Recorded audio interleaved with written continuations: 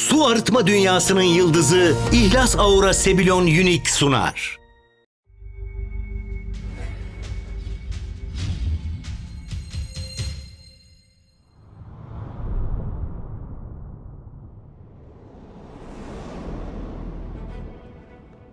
Ne demek takıma transfer etmek için geldin derken Yeteneklisin, başarılısın. Yani bu sana yapmış olduğum teklif çok böyle normal bir teklif. Her kulüp senin gibi bir oyuncuyu takımında görmek ister. Değil mi? O yüzden sözleşme hazır. Yeni sezonda beraberiz. Allah işte. Bak şaşkınlığını anlıyorum ama hevessizliğin canımı sıkar. Yok, dur başkan. Bizim ağacımız taze haliyle. Bu hevessizlik meselesini sonra biz hallederiz. Emir, oğlum ben okudum sözleşmeyi, bir sıkıntı yok. İmzala. Bir kalem verin. Kalem. Ne arasın oğlum bende kalem? Rami abi. Dur bağırma. Heh. Ver. Heh. At onu.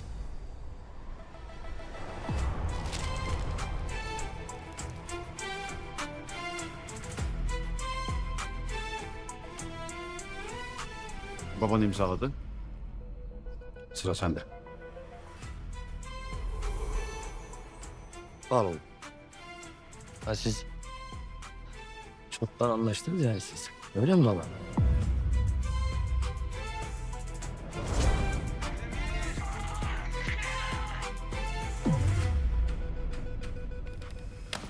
Ne istiyorsun? Oğlunun canını.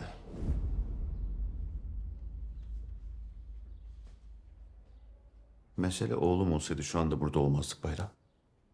Söyle. Ne istiyorsun? Benden çaldığın geleceğimi istiyorum Galip. Güzel.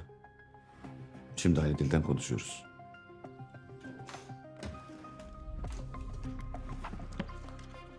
Söyle kaç paralık adamsın bitsin bu iş.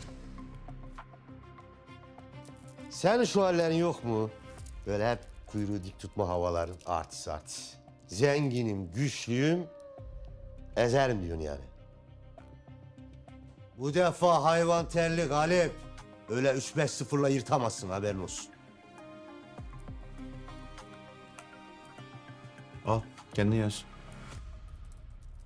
O iş kolay. O mesele bende hallederiz. Asıl iş başka.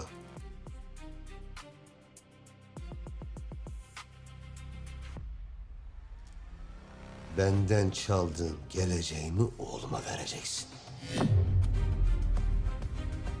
Emir'i büyük futbolcu yapacaksın. Neyine anlaşmayacağız oğlum? Anlaştık. At imzayı bitsin. Hadi. Sen imzalamışsın ya baba. Bana ne gerek var? Babamı alırsın takımına başkan. Aradığın heves onda var gibi. Bende kalmadı. Ben abimle beraber gömdüm hevesimi toprağa. Oğlum ne saçmalıyorsun sen? Biz seninle yıllarca neyin hayalini kurduk oğlum? Aha benim hayalim baba. Aha benim hayalim. Bir çöp torbasına sığdı biliyor musun? Küçücük bir çöp torbasına sığdı benim hayalim. Bitti valla.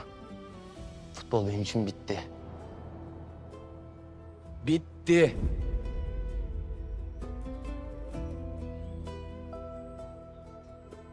Bırak abimin ölümüne sebep olan takımda oynamayı. Ben topu ayağımı sürmem artık.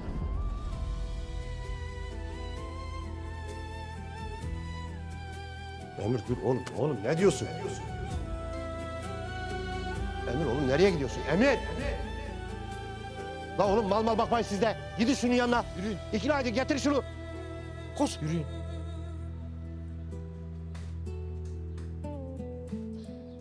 Çok gururlu çocuk. Hiç sana benzememiş. Belli. Yavaş gel. Bak, ben üzerime düşeni yaptım. Tamam, sen buraya istediğin rakamı yaz. Kayıtları bana ver. Bu olay da burada kapansın. Tamam. Belli bir şey kalmadı. Bırak, ver sözleşmeyi. Doğru. Senlik bir şey kalmadı. Bundan sonrası bende. Emir'i ben ikna ederim. Bana 2 gün ver.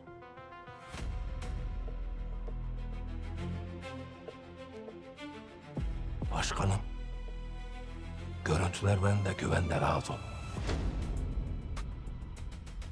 Kasada yani sağlam. Sonra bilahare benim şu transfer ücretini de konuşuruz.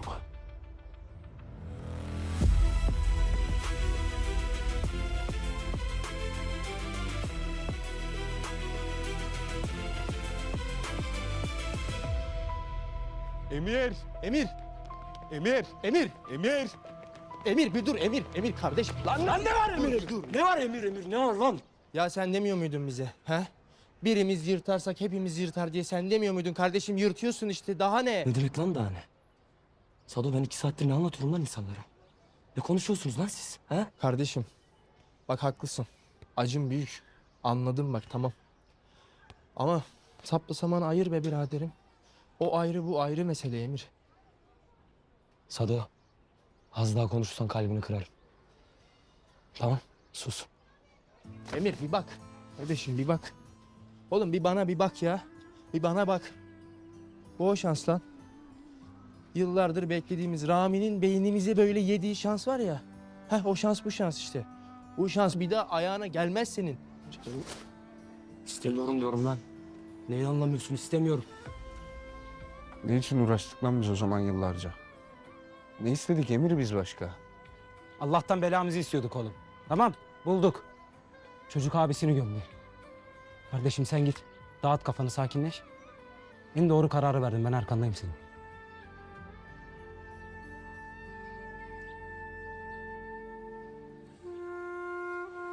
Eyvallah. Bunlara empati yapma öğreteyim. Geliyorum ben şimdi.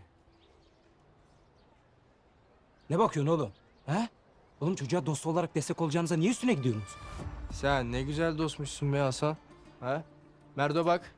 Dostluk öğren Hasan abinden. Hasan abi sana biraz dostluk öğretsin. Oğlum ne diyorsun lan sen? Oğlum bak beni harbi sinir etme. Kırarım bu bastonu kafanda senin ha. Oğlum dostluk mu lan senin bu yaptığın? Ha? Bu adam belki çıkacak bu çukurdan. Çıkacak kendini kurtaracak. Sen tutuyorsun paçasından çekiyorsun geri. Lan ben mi çekiyorum? Zekalı herif. Adam yazsa sen hala futbol diyorsun lan. Ulan senin sülalen ölse umurunda olur muydu? Arkana bile bakmadan imzalardın giderdin o sözleşmeyi. Ne diyorsun bak harbi beni sinir et. Dur. Bırak zekalı herif. Lan oğlum ne diyor lan bu? Oğlum. Emir benim kardeşim lan. Sen yokken ben vardım oğlum burada.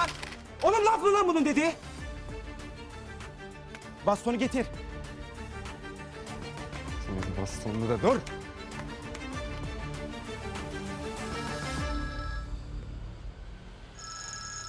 Ya beni bir sal baba artık. Beni bir sal. Ayıptır ya. Ayıptır ya.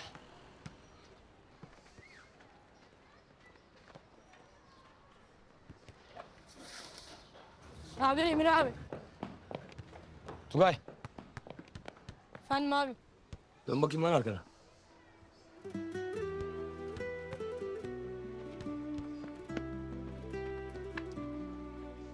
Çok mu seviyorsun lan sen futbolu? Hı hı. Sen futbolu çok seviyorsun öyle mi? Kaldır bakayım o zaman kolunu. Öyle elinle yazmakla olmaz. Kaldır kolunu kaldır. İyi bakayım şunu. Yakıştı lan. Sağ ol abi. Rica ederim ama bana bir söz vereceksin. Hiçbir şey bu kadar çok sevmeyeceksin lan tamam mı? Tamam. Sınavın olur yoksa tamam mı? Tamam. Söz mü? Söz. Hadi şimdi git. Abi altın. İçinde al hepsi senin. Ne yani? Şimdi ben senin sınavın mıyım? Hani beni çok seviyorsun ya. Yoksa sevmiyor musun? Niye verdin? Eskidi mi? Gerek kalmadı. İyi misin sen? Bak hala ya. Ulan benim abimse senin de oğlun ayıptır be. Ayıptır be. Ümit, kim bu? Ne oluyor? Bir anlat bana. Of. Babam. Transfer sözleşmesi imzalamış. Şimdi benim imzalamam için baskı yapıyor bana. Hem de kimle? Abimin ölümüne sebep olan takımla. İnanabiliyor musun ya? Bir dakika. Bu zengin takım seni mi istiyor? Emir şaka mı? Nasıl bu şaka mı ya? Sen yapma bari ya. Melek sen yapma. Emir ya ne demek ya? Ya sevgilim yıllarca hayalini kurmuş sonunda gerçek oluyor. Ben buna sevinmeyeyim mi? Sevinme ya. Sevinme Melek. Buna niye sevineceksin? Sevinme. Ben bıraktım. Futbol yok artık. Bıraktım ben. Bitti. Ne demek bıraktın ya? Yıllarca tuttun. Tam yırtacakken şimdi mi bıraksın Emir? Saçmalama. Ya sen ne saçmalıyorsun? Tamam ben saçmalıyorum. Hepiniz akıllısınız, ben saçmalıyorum. Kızım neyini anlamıyorsunuz ya? Bıraktım diyorum, neyini anlamıyorsun? Kapandı o defter. Gelme üstüme. Bir dakika ya dur sen. Bu sadece senin hayatın değil tamam mı? Bu benim de hayatım. Bu bizim hayatımız Emir. Öyle kafana göre sen defter açıp kapatamazsın. Kızım benim abim öldü o sahada diyorum sana. Neyini anlamıyorsun? Ben bir de o sahaya çıkıp top mu oynayacağım? Yapma gelme üstüme bak kalbini kırarım senin. O futbolu bırakmak abini geri getirmeyecek. Ya getirmeyecek! Getirmeyecek!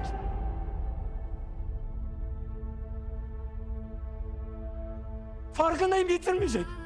50 tane kupa da alsam getirmeyecek. Gol kralı olsam getirmeyecek. Abim benim yüzümden öldü. Benim yüzümden öldü abim zaten. Abin gitti kurtuldu. Ama biz hala bu çöplükteyiz ya. Hocam, futbolcuların hemen hemen bütün dolaplarını açtık. Yani aslında siz ne aradığınızı tam olarak bir söyleseniz, ben size daha iyi yardımcı olacağım ama. Gençlerin eşyaları işte. Formadır, krampondur.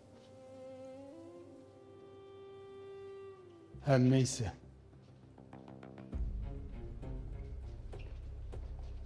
Gel şunu da aç bakalım. Tamam hocam.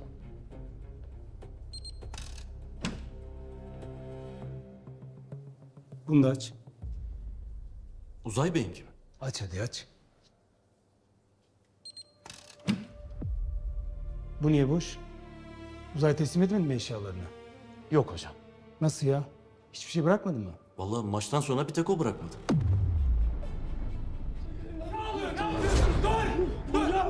Hocam ambulans çağır Allah aşkına. Ne oldu çocuğa? Tamam arıyorum. Hocam Allah aşkına ara. Dur hadi. Çık. Alo acil bir ambulans lütfen. Ziyankar Spor'a. Ha biliyor musunuz? Tamam çabuk. Acele edin ne olur.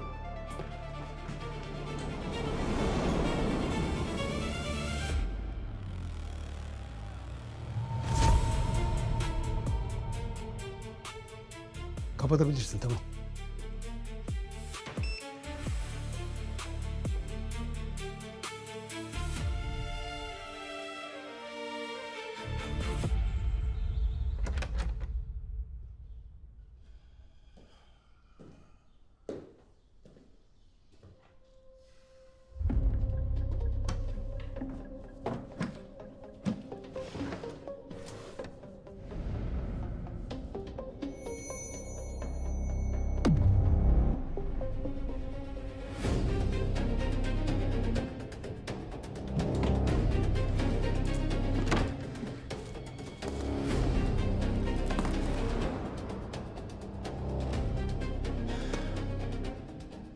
Zekalı çocuk.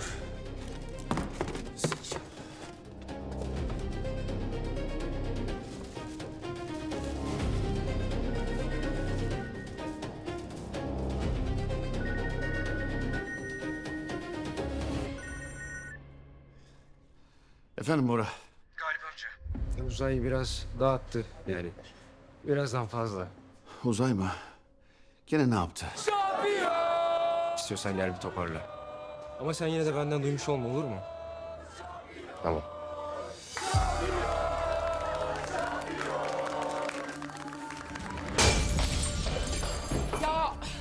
Ya Uzay!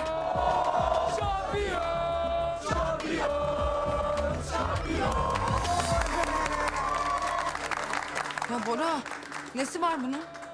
Her zamanki hali. Ya tamam hadi, Git toparla şunu, kendine gelsin lütfen. Bak bir kaza çıkacak şimdi. Onu şu an hiçbirimiz toparlayamayız Nazcığım ama birazdan babalar gibi gelir kendine, merak etme.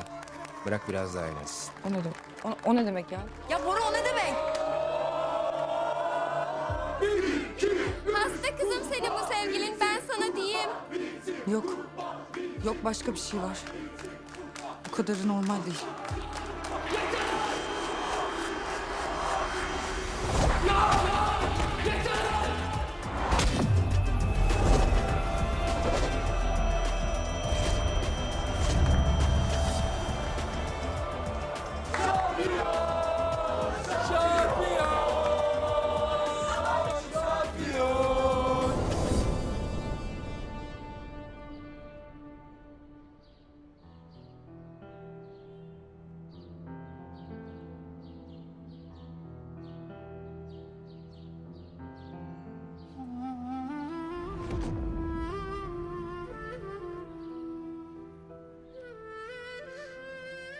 Abim.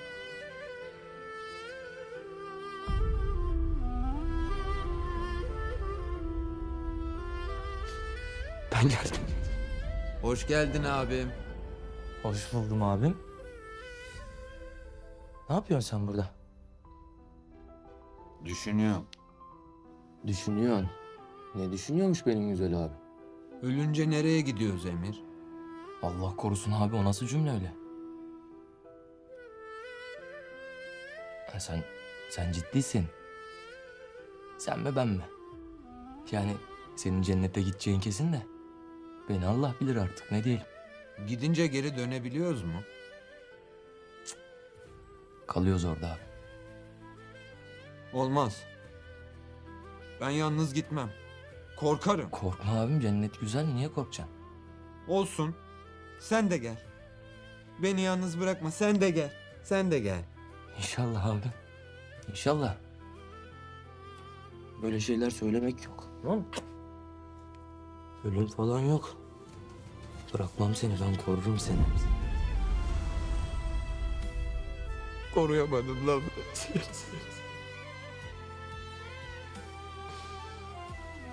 Koruyamadım. Keşke görebilsem yolu da varsa. Keşke bilebilsem.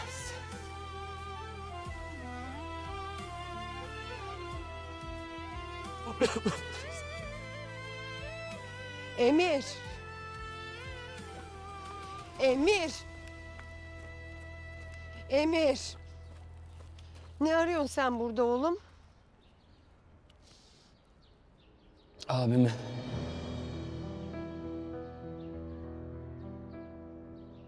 Abim arıyorum anne. Bulamıyorum ben. Oğlum bak yapma böyle. Biz seninle ne konuştuk? Benim yüzümden oldu. Her şey benim yüzümden.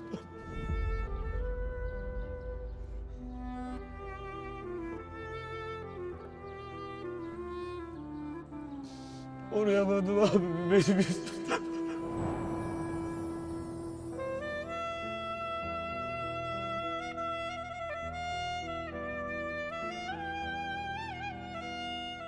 Oğlum yapma. Oğlum bak yapma ne olursun. Biz güçlü olacaktık oğlum. Senin yüzünden değil yavrum. Ne olursun yapma böyle. Senin yüzünden değil, senin suçun değil.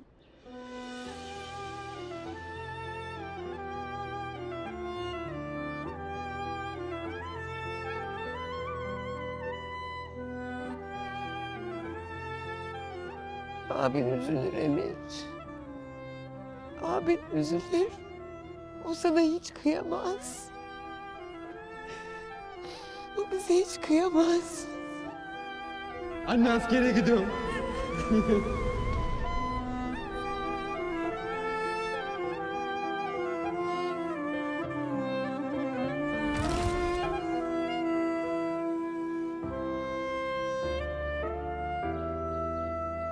Özür dilerim abi.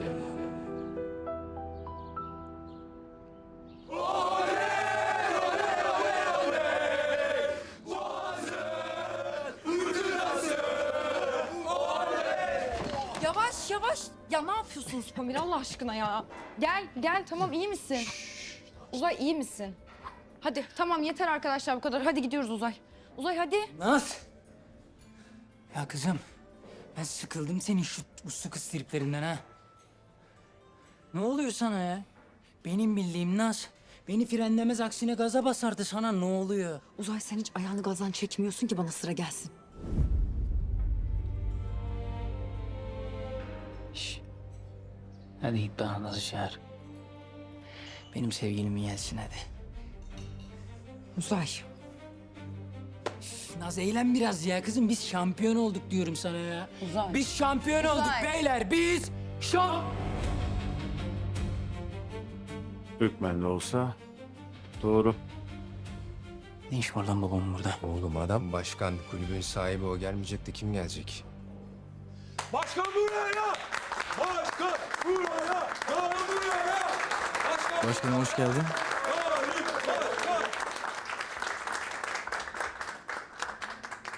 Hoş bulduk. Çocuklar biraz abartmamış mısınız? Ha?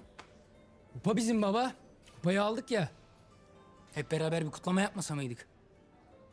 Verin başkanınızın kupasını.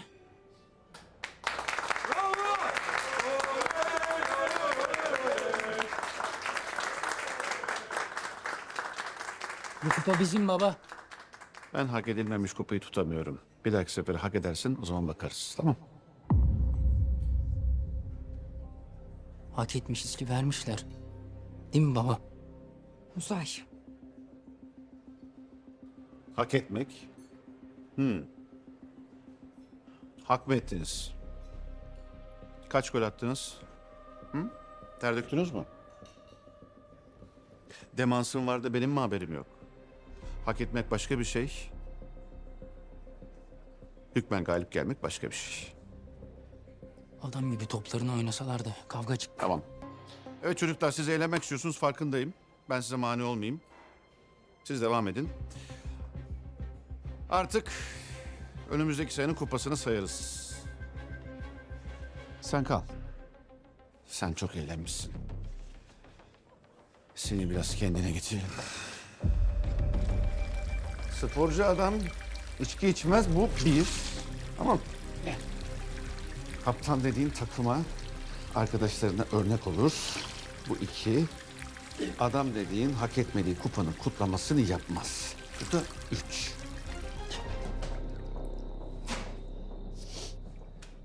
Neyse ki yeni gelecek olan kaptan size sporculuğu da adamlığı da öğretecek diye umut ediyorum. Kimmiş ya yeni kaptan?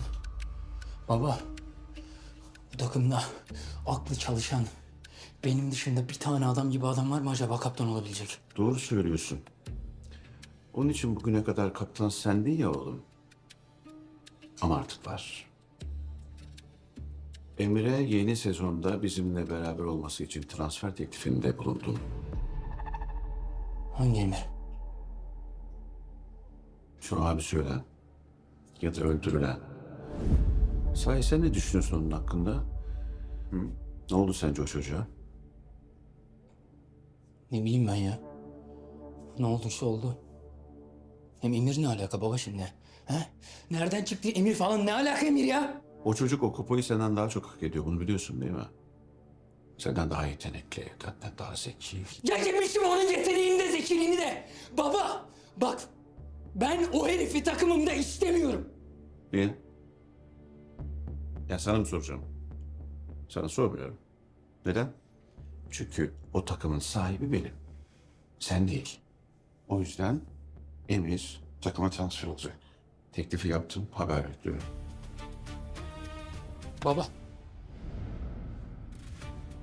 Yapma ne olur. Bak takımın bir tane kaptanı var. Olmaz o da benim. Neden? Neden yapmayayım? Bana bir tane geçerli sebep söyle. Yapmayayım, tamam mı? Ama gerçek bir sebep. Sahici bir sebep.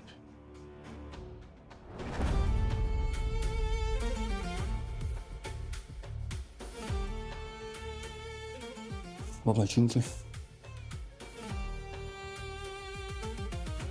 Çünkü...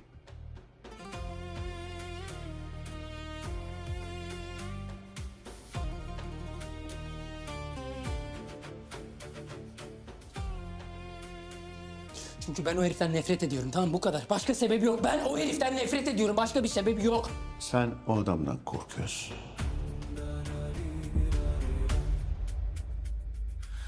Korkaksın oğlum sen. Baba. Ama korkunun ecele faydası yok.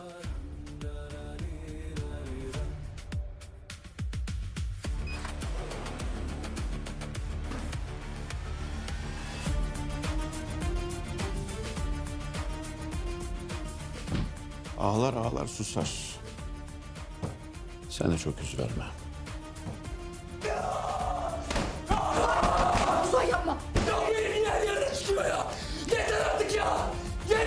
Çöpeye çevirdiler mezarı. Her Allah'ın günü git gel. Ya iki ağla dön madem. Saat kaç oldu? Yemek de yapmamış yine. Bak hele ya. Koca olan salaklığından öldü. Biz de acımızdan öleceğiz. Emir! Emir! Ne bağırıyorsun lan? Deli danalar gibi ölüyordum burada. Dur ana ya. Emir nerede? Kimse yok evde, bağırma. Hayırdır? Ne oldu? Neye kızdın? Bir şey mi yaptı? Bırak ana ya. Bırak Allah aşkına. Gel gel. Neredesiniz siz? Ne oluyor Bayram? Oğluna sor. Ne olduğunu oğluna sor. Dur kaçma. Seninle bir konuşacaklarım var. Baba Dur. konuşacak bir şey yok. Kapat konuyu Allah aşkına. Ya ne oluyor ama bir söyleyin bakayım hele ikinizden biri ne oluyor? Senin bu oğlun var ya senin bu oğlun. Milletin kapısında sıraya girdiği kulüpten teklif aldı. Al. Allah aşkına bak ne kadar vermişler. Ama okuyamıyorum ki ne? Kız, bak hele ne yazıyor burada? Dinle.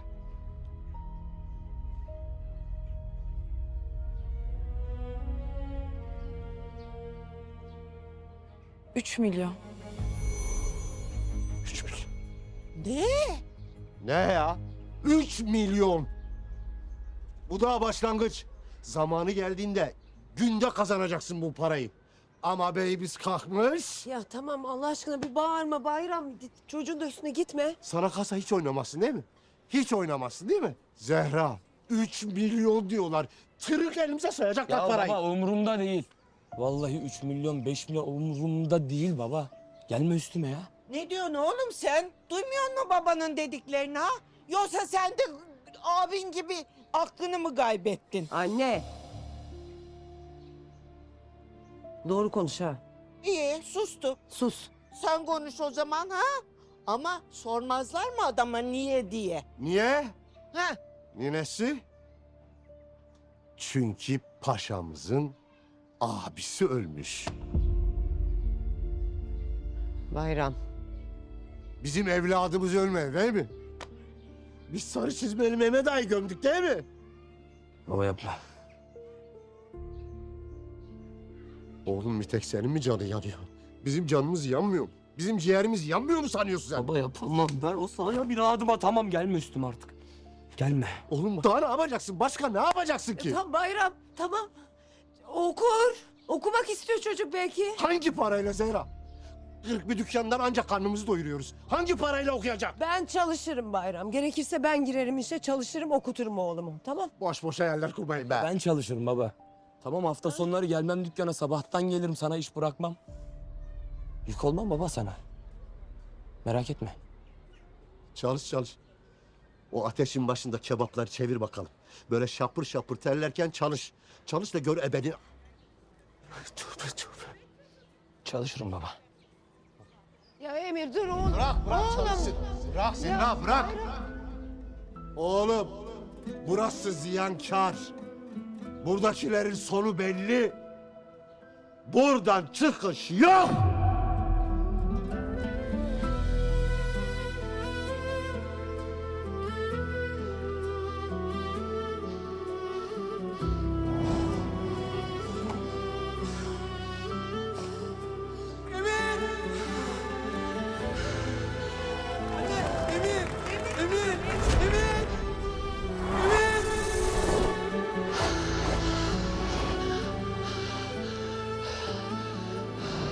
Emir. Yüzü acımış. Uf olmuş. Anne, Emir uf olmuş.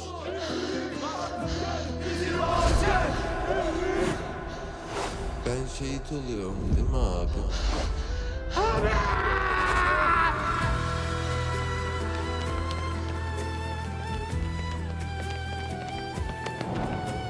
Oğlum, burası ziyankar. Buradakilerin sonu belli. Buradan çıkış yok.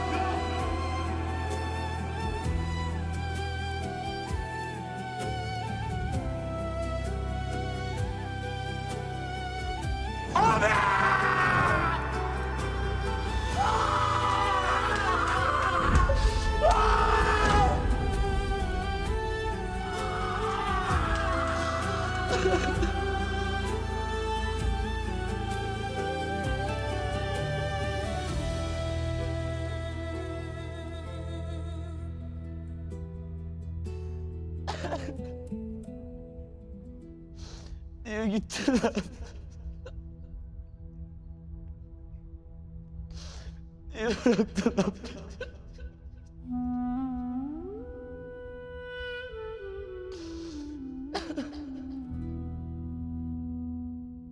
Uzay. Ya Uzay. Ya Uzay ne olur dur konuşalım. Artık konuşacak hiçbir şey yok. Anladın? Aksiyon zamanı. Aksiyon mu? Ya Uzay. Beyler toplanın buraya. Toplan. Bora getir abi kupayı getir. Uzay ne aksiyonu?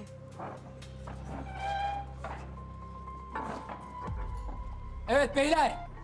Babamın dediği her şeyi ama her şeyi unutun. Çünkü biz bu kupayı acı, ter, gözyaşı ve kanla kazandık. O yüzden ne yapıyoruz? Her zamanki gibi gaza basıyoruz. O zaman ne yapıyoruz? Hadi yürüyün kutlama konvoyu hadi. Bir dakika Uzay. Uzay ne kutlama konvoyu? Uzay ne diyorsun? Uzay kutlama konvoyu da ne demek? Uzay dur hiçbir yere gidemezsin. Ne konvoyu? Neyin peşindesin sen? Şov peşindeyim. Şampiyon! Şampiyon! Biliyor musun? Şampiyon! İşte bu benim sevgilim. Bu benim sevgilim. Hadi.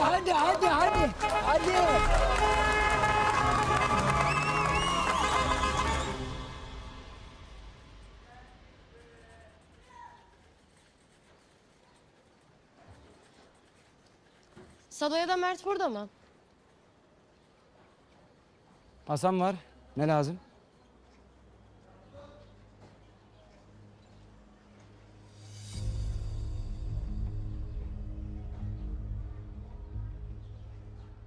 Ne oldu gidiyordun durdun?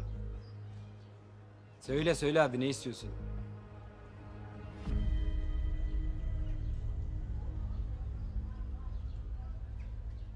Emir'i ikna etmeni istiyorum. Niye? Sen edemiyor musun? Yani şu kadarcık kıymeti yok mu sözünün manitanın üstünde? Benim Emir üzerindeki kıymetimi ölçülemez de konu o değil. Hani sizin hayaliniz ya. Bir zahmet siz ikna ediverin. Vallahi koca adam bir karar vermiş. Bana da arkadaş olarak desteklemek düşer. Tabii senin de işine geliyor değil mi? Hata bende ya. Ben kimden Emir için yardım istiyorum ki zaten? Hep kıskandın Emir'i. Ya sen sanki Emir için istiyorsun teklifi kabul etmesini kızım. Ya burada tribünler oynama. İkimiz de biliyoruz sen kendin için istiyorsun. Seni en iyi ben tanırım lan. Allah Allah. Anlatsana biraz ya. Kimmişim ben? Sen bencilsin kızım. Bencil. Başka? Acımasızsın. Başka?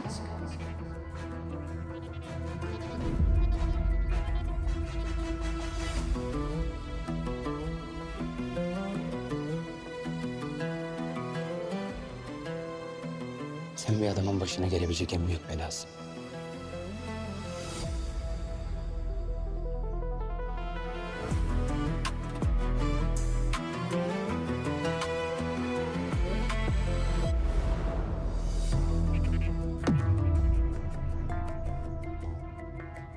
İşte sen de busun. Emir'den de benden de uzak dur. Sen şeytansın kızım, şeytan. Sen melek yüzü bir şeytansın. Ulan sen benimle oynayıp Emir'e koşmadın mı lan? He? Bak sen daha iyisini bulsan Emir'e tekmeyi koymazsan ben adam değilim. Ama yok. Yok ki, Emir'den daha iyisi yok ki ortada.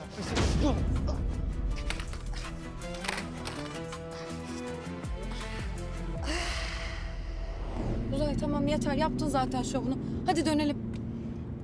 Bir dur ya, daha yeni başlıyoruz. Ya Uzaycığım ne demek yeni başlıyoruz bak. Bir dakika. Burası o mahalle değil mi?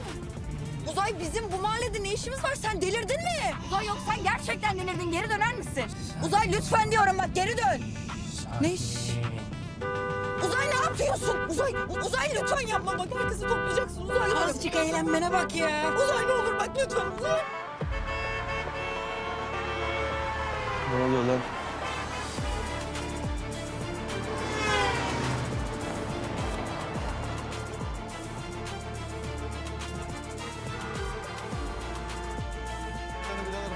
Abi çalışmıyorum. Yok. Bunlar kim lan birader? Ne oluyor lan birader? Ana! Bu ne ya? Oğlum bu rakip takımın bayrağı değil mi lan? Vallahi onlar abi, mevzu çıkacak ha. Fark ederse kahrolayım ya. Koş! Dur abi.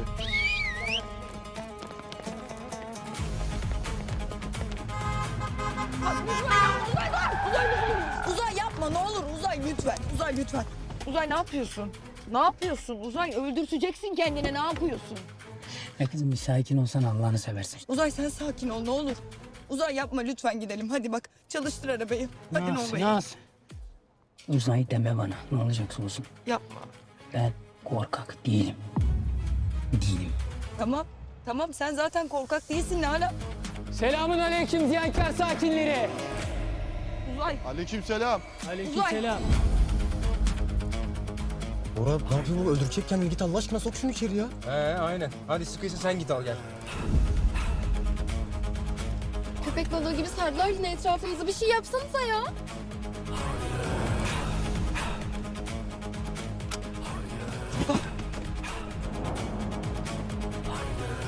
Sakin. Uzay yalvarırım yapma çok korkuyorum. Emir yok mu? Uzay çok korkuyorum. He? Ne olur herkes buraya bakın. Emir nerede? Ne olur yapma lütfen. Ne yapacaksın oğlum? Emir. Neredesin? Bak kupayı getirdim sana gel. Her şey al, her şey al, Neredesin Emir? Bak kupanla beraber geldim. Neredesin gel. Uzay ne olur. Ya bir şey yapsanıza. Pamir. Bizimkiler gidiyor bas geri. Bas. Hadi yürü. Oğlum Naz buradan nereye gidiyor? Lan başlatma şimdi Naz'ına ya. Onu sevgilisi düşünseydi ruh hastası herif. Hadi oğlum çık. Pamir öldürteceğim mi bizi? Yürüsene oğlum. Gidelim. Sok, her şey al, her şey al. Tamam kusura bakmayın beyler. Gidiyorum. Bir dakika. Pamir. Gel bak kupanı getirdim sana. Uzay bizimkiler. Neredesin? Uzay. Bizimkiler gitti ne olur gidelim bak çok korkuyorum. Tek Lan ne oluyor lan? Uzay. Hayırdır oğlum? Basma lan kornaya. Hayırdır lan? Bu ne lan? Ha? Bu ne? Uzay ne olur gittiler. Sakin ya, sakin. Ne olur yapma. Çek oğlum, taşmalamayın ya. Tamam mı? Emir. Neredesin bak hadi çık. Bak şöyle yapalım. Kupanla beraber geldim. Elma dersem çık. Armut dersem Lan çıkma. geldi oğlum Armut geldi ne oldu söyle. Tamam. Emir yok biz varız olmaz mı? Tamam sakin ol. Olmaz. Tamam. Beğenmedim. Sana var ya sağlam bir sopa lazım kardeş. Bana Emir lazım. Oğlum bak git buradan araya gideceksin ha. Yürü! Emir neredesin oğlum hadi Emir. Lan ne yapacaksın Emir'e ne yapacaksın? Ona kupasını vereceğim onu tebrik edeceğim ben sadece. Kaptanınız kupa kazandı haberiniz yok mu? He? Tebrik edeceğim kendisini kötü bir şey yapmayacağım oğlum. Tamam oğlum, tamam bunları topla. Çünkü neden? Çünkü sizin kaptanınız bir şekilde ne yapmış etmiş kendini acındırmış. Bizim takıma yanlamış ezik. Lan oğlum ne acındırması ne anlatıyorsun sen? Oğlum bak seni var ya hakikaten kırarım. Seni kafandır lan. Tamam oğlum, tamam. Tamam lan, tamam. Açılın lan. Tamam oğlum, dur. Emir. Çocukları Hadi ver. Ha, ver destur hepiniz birden gelin hadi. Seni var ya hakikaten kırarım. Tamam oğlum, bana oğlum lan. Hadi. Tamam mı?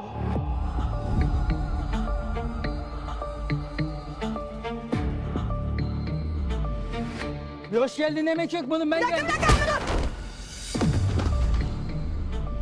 Hoş geldin. Ve güle güle. Aradığımız sürpriz onu bulduk ha? Uzay Efendi. Hadi bir el at.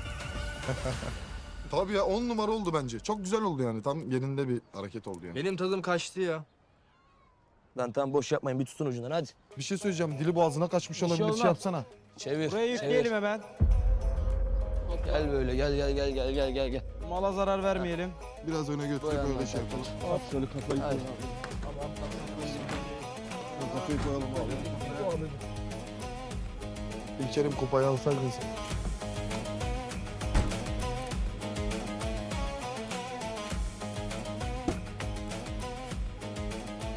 Gelmiyor musun?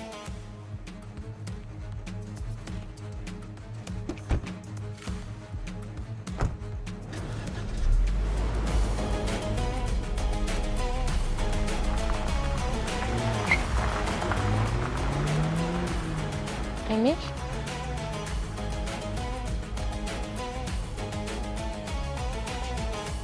Ne oluyor burada? Ne alaka? Ne iş var Emir'in okulda? Nereye gidiyorlar? Gezmeye. Aynen hadi sen de uza. Yürü git lan. Gidiyoruz biz. Bir şey olursa arayın bizi. Sado, Mert nereye gidiyorlar? Söyleyin.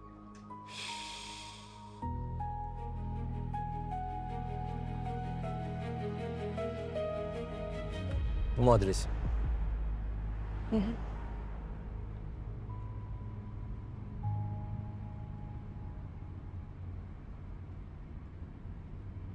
Söyle tutma içinde. Söyle ne söyleyeceksin.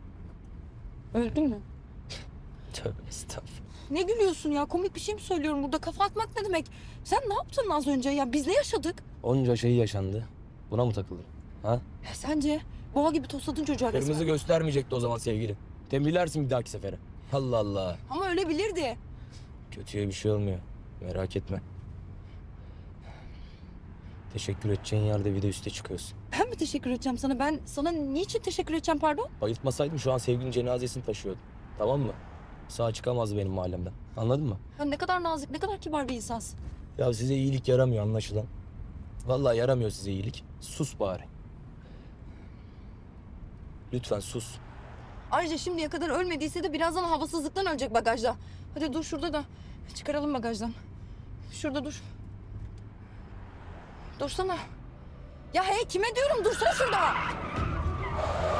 Bak yemin ediyorum indir atarım sevgilini aşağı. Sürükle götürsün evine. Duydun mu beni? Duydun mu beni? Susacak mısın ineyim mi ben? Tamam. Tamam devam et bir şey demiyorum. Tamam dedim devam et.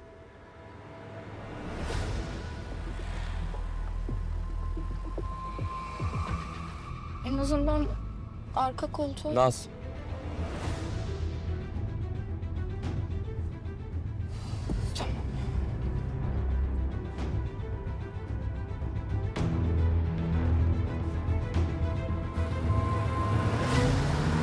Ram ben anlamam kardeş. Bu emiri ikna etmenin bir yolunu bulacağız. Allah Allah. Nasıl buluyoruz baba? Ne yapayım tehdit mi edeyim ha? Topuğuna mı sıkın? Söyle ne yapayım? Bir ağzına çıkan kulağın duysun ya. Bir apır sapır konuşma. Dur ya Allahu Ekber. Lafın gelişi diyoruz öyle. Baba oğlan senin oğlan. Onu sen ikna edeceksin. Gel Çişam gel. Gel. Ne yaptın hallettin mi? Sıkıntı çıktı mı? Yok abi. Hemen bir adaptasyon. Hemen bir iş görürlük. Aferin lan.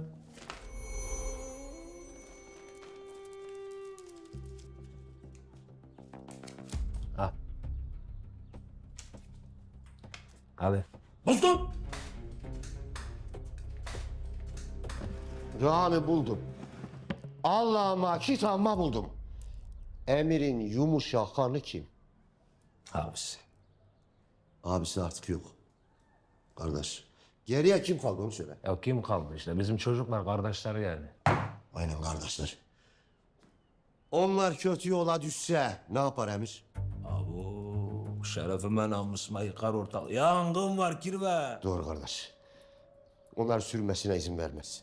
Sen şimdi Sadolara bir çengel at. 3 milyon şöyle bir köşede dururken 3 kuruşa bakalım kardeşlerini harcatabilecek mi? Görelim. Ha burada kötü yol ben oluyorum yani öyle mi? Ayıktın. Şerefime namusuma. Sen acayip tehlikeli bir adamsın. Sen, would you like to coffee? Kofu bırak kofuyu. Şu görüntülerin orijinalini ver bakayım bana. Bu sebep? Dava benim davam. Mesele benim meselem. Ver. İyi. Verek bari.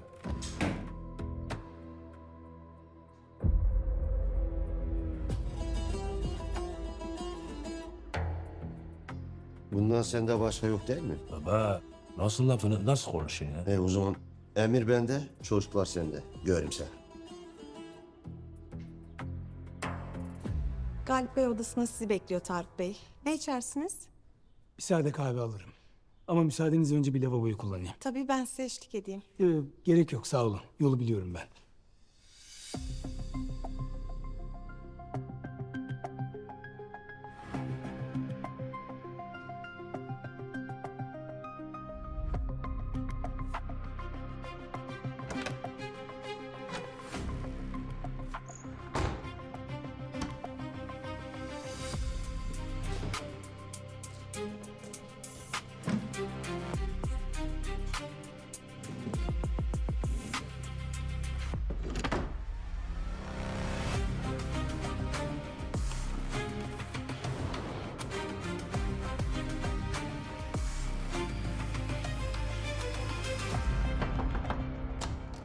Galip Bey.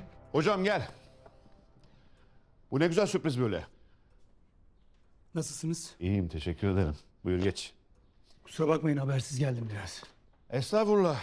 Şampiyon takımın şampiyon hocasına her zaman kapımız açık. Teşekkür ederim sağ olun.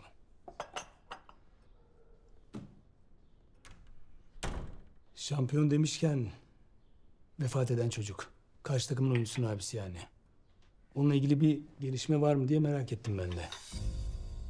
Nasıl bir gelişme? Bilmem. Herhangi bir gelişme işte.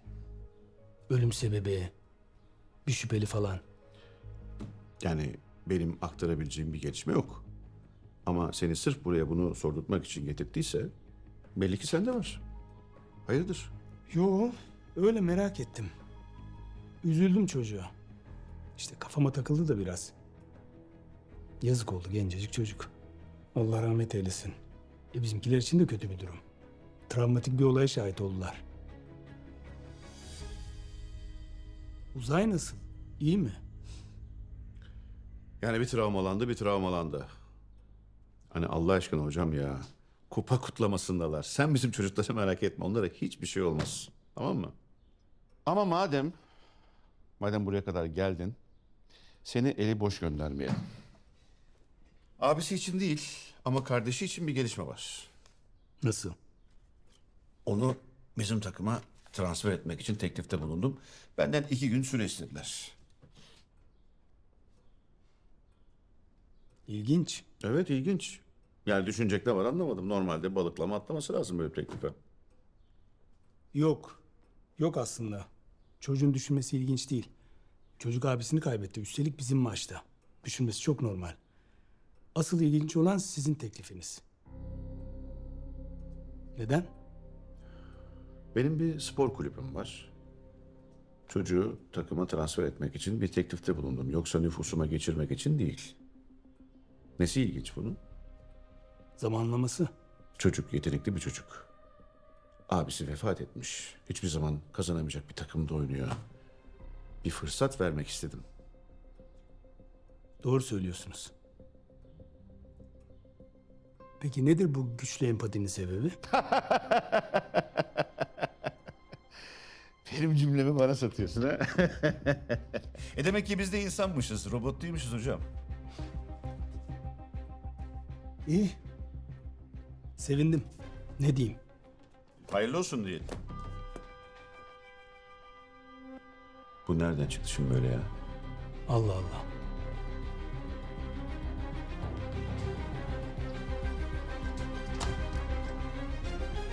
Uzay! Uzay iyi misin?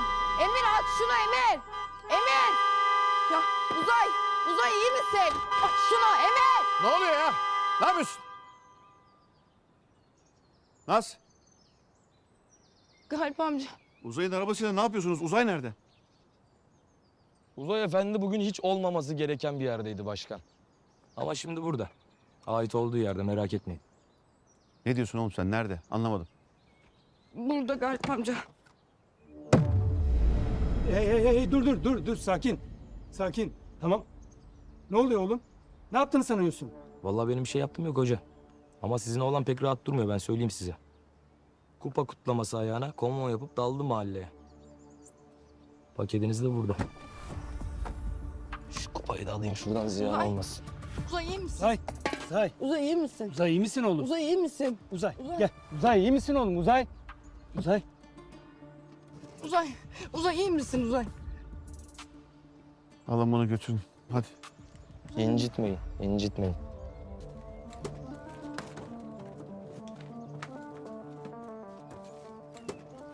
Uzay iyi misin oğlum? Uzay. Ya hadi bunun kafa basmıyor. Bunun kafa basmıyor, onu anladık. Bugün de gördük. Ama ben seni uyarayım babası olarak. Ziyankar orası. Öyle senin süslü takımın attığı sloganlara falan da hiç benzemez ha, biliyor musun? Harbi çıkamaz ha oradan. Bir dahaki sefere ben bile alamam. Tamam? Bir daha tekrarlanmayacak çocuk. Merak etme. Vallahi bir şey merak ettiğim de yok başka. Diyeceğim diyeyim de. Sonra ihale bize kalmasın. Hadi selametle. Emir dur bekle. Ben diyeceğimi dedim hoca. Siz sağ, ben selamet. Allah'ıma emanet olun Emi. Emir.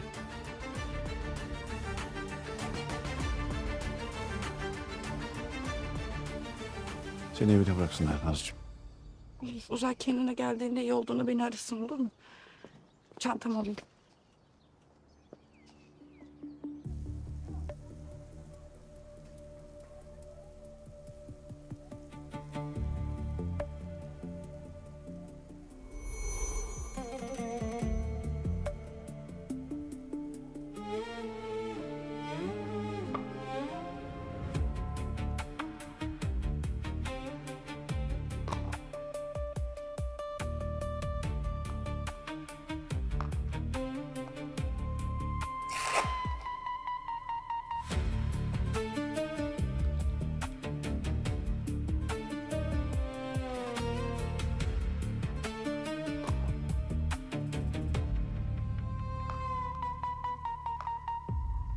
Abi nerede kaldı bizim ürünler? Lan normalde açlıktan ağzınız kokar. Bugün yani bütün ziyankarın Adana kebap yası tuttu kardeşim. Geldim abi geldim. Geldim canım ciğerim geldim. Çek bir Adana geldim ağam. Canım ciğerim afiyet olsun. Eyvallah. Eyvallah sağ ol. Afiyet olsun. Sağ ol ablam. Lan Merdo gel. Hasan'la Sado nerede lan? Abi bilmiyorum ki. Vallahi şu sıralar herkes ayrı bir ayarda malum. Oğlum çek bir ayar aynı frekansta buluşun işte ya. Siz kardeş değil misiniz? Allah Allah. Neydi sizin sloganınız? Hepiniz birsiniz. Birimiz hepimiziz. He işte. Niye böyle ayrı ayrı takılıyorsunuz oğlum? Kardeş gibi olun yani. Bu aralar Emir'in kafa gitti. Bir de sizinle uğraşmayayım, üzmeyin beni bak. Tamam Bayram amca. Sen hiç merak etme, o iş bende. Hadi üstün aşırılar. Geldim.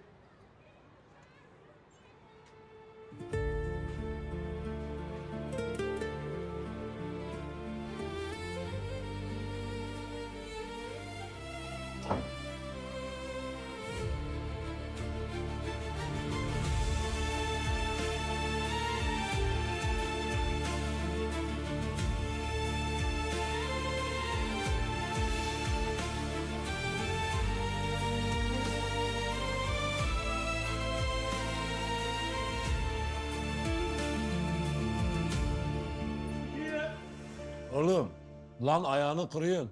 Lan alçıyı nasıl kırıyorsun lan? Ecinli misin sen hayvan herif? Yok biz seni dizginleyemiyoruz. O doktor da yok sana. Kendi kendine nasıl kaynıyorsa kaynasın. Ya abi bu ayak kendi kendine nasıl kaynasın? Benim futbol hayatım biter. Lan senin futbol hayatın zaten bitti. Yok futbol hayatı. Şu kadarcık bir ihtimalin vardı, o da bitti. Ya niye bitsin? Kemik bu kaynar iyileşir. He kaynar, bekle. Kelle paça, dil çürük. Bulursan iç. Tamam. Hadi git gez dolaş. Sonra geri gel. Çocukları da çağıracağım. Konuşacaklarımız var.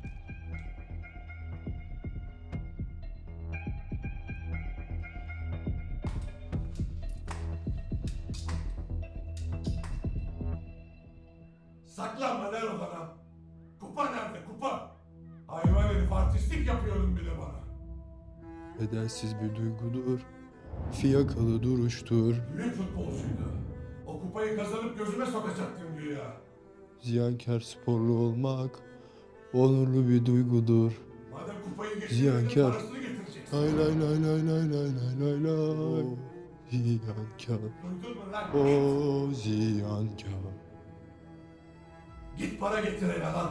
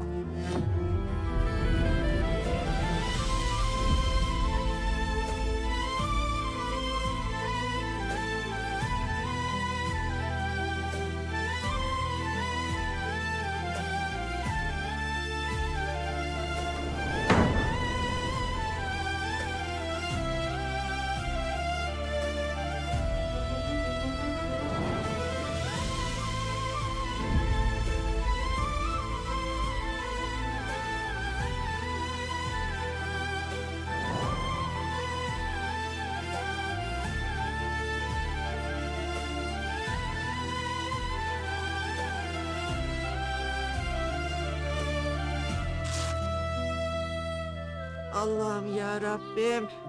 Bir tane akıllı oğlumuz var şükür o da yeter diyorduk. O da aklını kaybetti.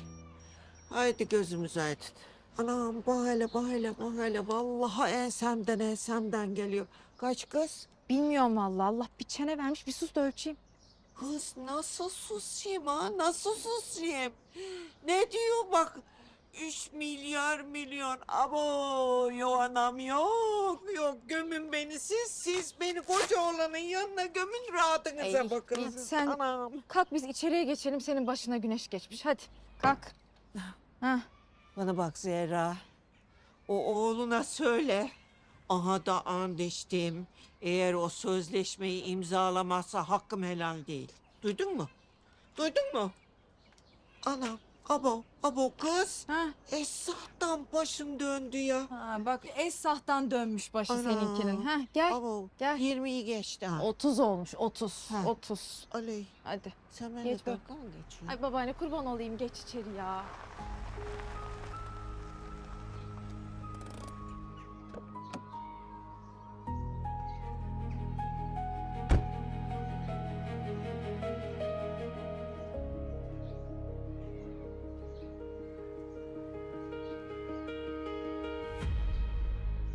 Merhabalar. Merhaba buyurun. Tarık ben. Emniyette karşılaşmıştık. Hatırladım evet. Başınız sağ olsun tekrar. Ben Emir'e bakmıştım ama Emir yok. Bir şey mi oldu? yok. Önemli bir şey değil. Sadece konuşacaktım. Neyse madem yok ben sonra yine uğrarım. İyi günler. Bir bekler misiniz? Aslında ben de ya madem buraya kadar geldiniz ben de sizle bir şey konuşmak istiyorum. Benimle mi? Evet. Olur tabii buyurun. Buyurun isterseniz geçin. Buyurun.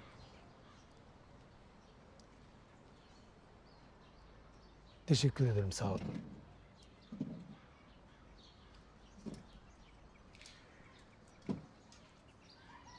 Buyurun. Emir'i takıma istiyormuşsunuz. Doğru. Bakın Emir'in babası da gençken futbolcuydu. Çok hayal kırıklığı yaşadı ama. Yani senelerce hayata küstü. Ben oğlumun da aynı şeyi yaşamasını istemiyorum. Hayal kırıklığı yaşamasını istemiyorum. Bir tek şey soracağım size. Umut var mı gerçekten? Umut var tabii. Olmaz olur mu? Hem de çok var. Bakın açık konuşayım ben sizinle. Zehra. Zehra Hanım. Eşinizin başına gelenler için çok üzgünüm. Ama onun başına gelenler Emir'in de başına gelecek diye bir kural kaydı yok, öyle değil mi? Emir çok başka bir çocuk. Bir kere çok yetenekli. Çok hızlı. Teknik olarak çok iyi. Yani bugüne kadar keşfedilmemiş olması bile çok garip. Ama bu son şansı olabilir. Yani daha fazla zaman kaybedemeyiz. Ben o yüzden Emir'le konuşmaya geldim. Onu kazanmak için geldim.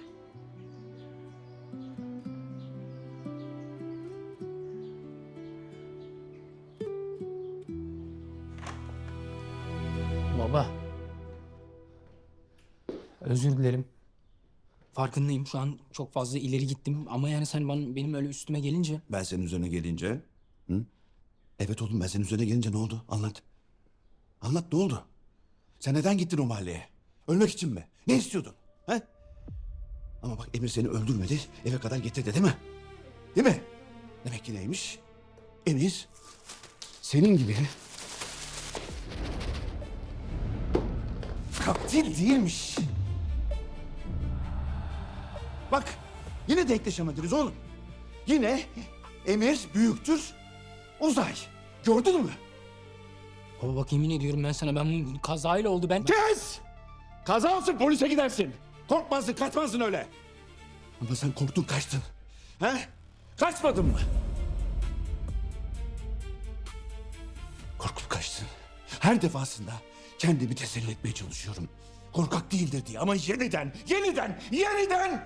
hep hayal kırıklığına uğruyorum hep.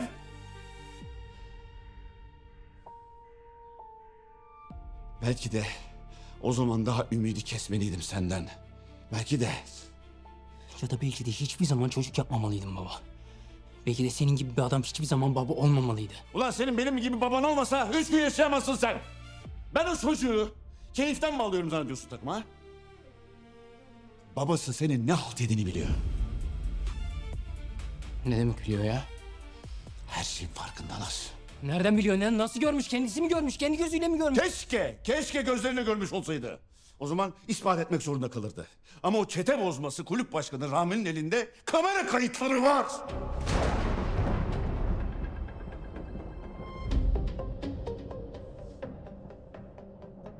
Ne yapacağız peki? Ya? Ne yapacağız baba? Ne yapacağız? Ya, madem herkes her şeyi biliyor, biz ne yapacağız o zaman? Ne mi yapacağız oğlum? Ne yapacağız biliyor musun? Eşek gibi o çocuğu alacağız, takıma koyacağız. Ve sen de her gün eşek gibi o çocuğun gözlerinin içine bakacaksın. Bu da senin cezan olsun oğlum. Tamam mı? Şimdi bunları yak, yok et ve bir daha da o çocukla dalışayım deme.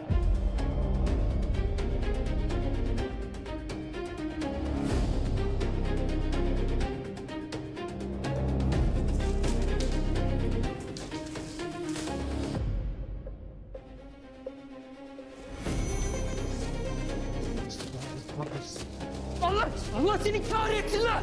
Allah seni kahretsin! Allah kahretsin!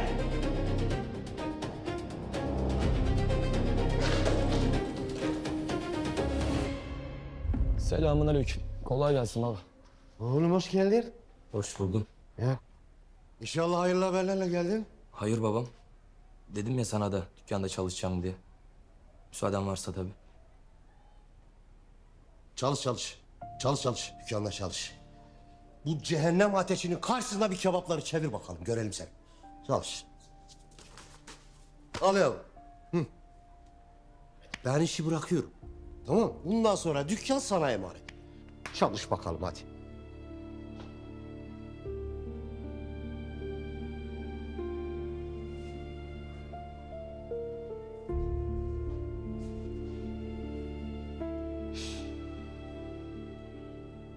Ablacığım var mı bir isteğin? Evde her şey yolunda mı? Yani baban çok kızdı mı? İnanmıyorum sana ya. Biraz da bizi mi düşünsen acaba? Uzay yüzünden ne hallere düştük orada. Ben korkudan ölüyordum resmen. Bakma hiç vallahi öyle kıza. Alin haklı. Sana kalsa haline hep haklı oğlum zaten. Tamam oğlum uzatmayın ya. Tamam yeter. Uzatmayalım kardeşim. İlk sen uzuyordun ama. Ne yapsaydık ki? Yamyam gibi sardılar etrafımızı. Ya tamam. Mecbur kaldık tatlım vallahi kusura bakma. Tamam vallahi bir şey demedim. Neyse bitti gitti. Zaten bundan sonra kimse kimseyle uğraşmayacak. Değil mi Uzay? Babası senin ne halt edin hepsinin farkında. Beni tehdit ediyor adam. Ama o çete bozması kulüp başkanı Rami'nin elinde kamera kayıtları var. Uzay.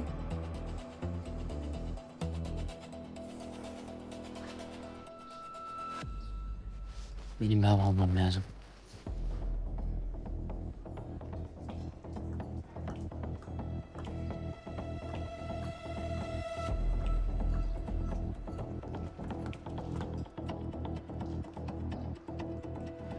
Uzay. Dur iyi misin? Ne oldu? Naz. Boğma beni. Ben mi boğuyorum seni Uzay? Sen kendi kendine boğuyorsun. Tamam. Bakma bana öyle. Ben de bayılmıyorum o çocuğa yani. Ama yani girmiş bir kere takıma yani. Boş ver ne var bunda bu kadar büyütecek? Gelsin. Gelmeyecek. Anladın? O herif benim takımıma gelmeyecek Naz. Bitti. Nokta. Uzay. Babam vermiş kararını çoktan. Nasıl engel olacaksın? Gör bak nasıl engel olacağım. Nasıl engel olacaksın? Gör. Uzay. Ya Uzay ne... Ya Uzay yine ne yapıyorsun ya? Yine ne yapacaksın? Of! Selamun aleyküm. Aleykümselam Servet'im. Lan nasıl? Jilet. Hayırlı olsun Rami abi. Size hayırlı olsun oğlum size. Nasıl? Anlatacağım nasıl olduğunu. Herkes bir gelsin de anlatacağım. Alsan varsa ben yok. Gel lan buraya. Sadu! Sen o dandik gözlüğünü gözünle bir ederim ha. Ne oluyor oğlum? Ayran içtiniz, ayrı mı düştünüz lan? Hayırdır? Oturun şuraya. Gel buraya. Gel lan buraya, gel! Ha? Merdom da geldi. Gel koçum gel. Oturun şöyle. Abim. Evet. Sizi buraya niye çağırdım? Size bir iyi bir kötü haberim var. Önce kötü haberi vereyim. Futbol hayatınız bitti. Onu bir kabul edelim önce. Niye abi biz yeni sezonda... Benim ayağım iyileşecek. Lan senin ayağını... Oğlum ben sana ne diyorum lan? Bitti oğlum bitti. Senin zaten küçücük bir ihtimalin vardı o da bitti dedim. Abi belki bize de teklif gelir Emir'e geldiği gibi. Gelmez mi? Gelmez. Oğlum siz emir misiniz? He? Ama emir yetenekli ama aptal çıktı işte. Onu da gördük. Onun da dönüp dolaşacağı yer burası. Ben anladım abi konunun nereye varacağını. Ama ben yokum. Anan iki işte çalışıyor seninle kardeşine bakmak için. Sen saçma sapan bir yerde bulaşık yıkıyorsun. Ha buna rağmen hala geçinemiyorsunuz. Ne yapacaksın? Gece bekçilik mi yapacaksın mahallede? Ya da anana üçüncü bir iş mi bulacaksın sizin aç karnınızı doyursun diye? Baba desen hapis. Ha? Oğlum hapisteki adama para yetiştirmek kolay mı lan?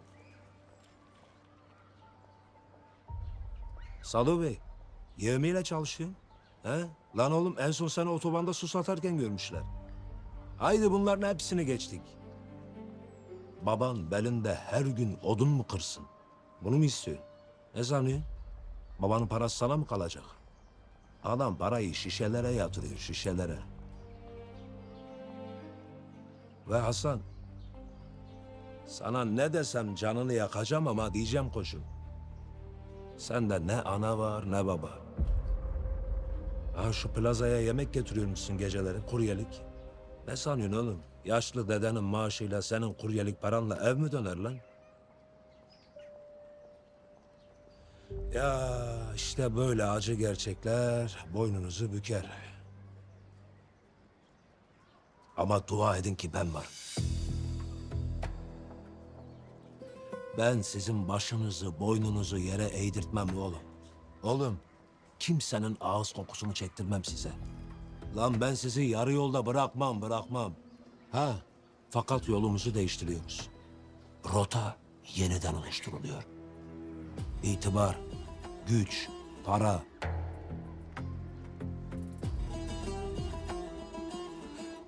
Kimseye ezdirmem sizi ben.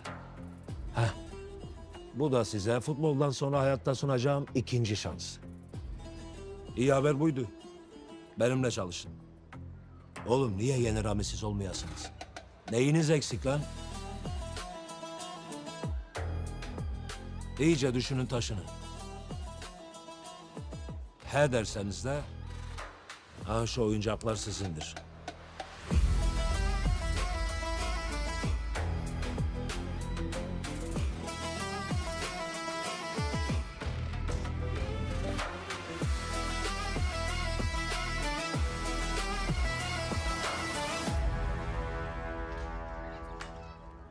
Lan oğlum biraz yavaş yürüsenize. Dalağım şişti, yürüyemiyorum zaten. Ya ne yavaşlıyorsun be, bırak yürüsün.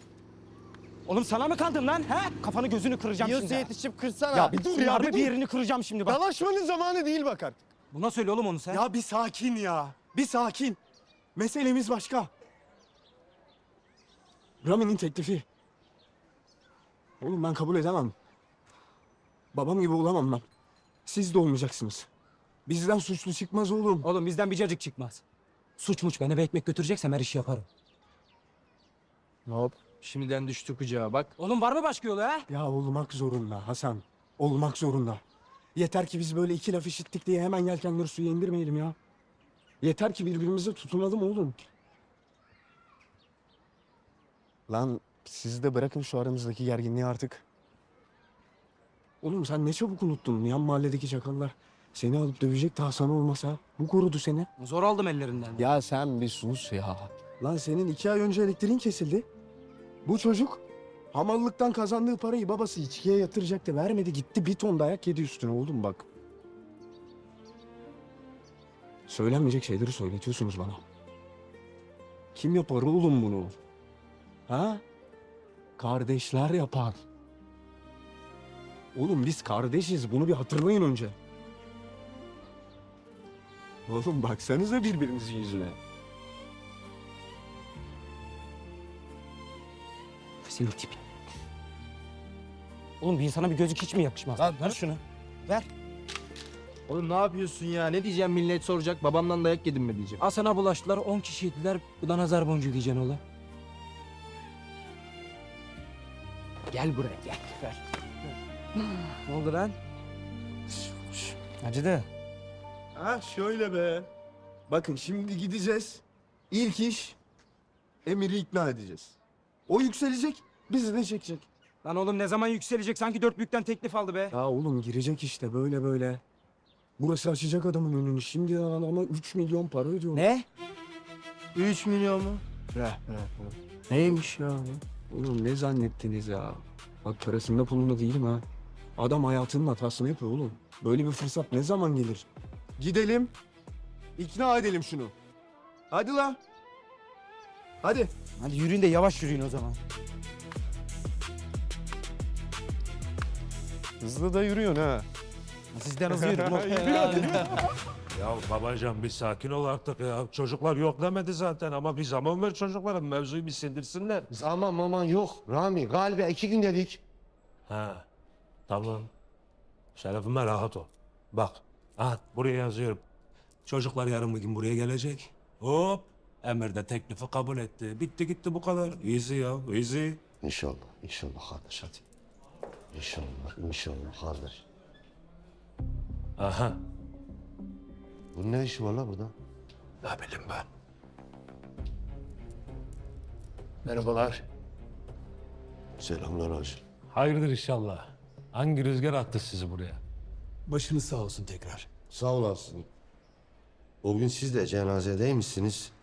Ancak bizim yani insan görecek halimiz yoktu. Sizinle ilgilenemedik. Kusura bakmayın ya. Estağfurullah. Olur mu öyle şey?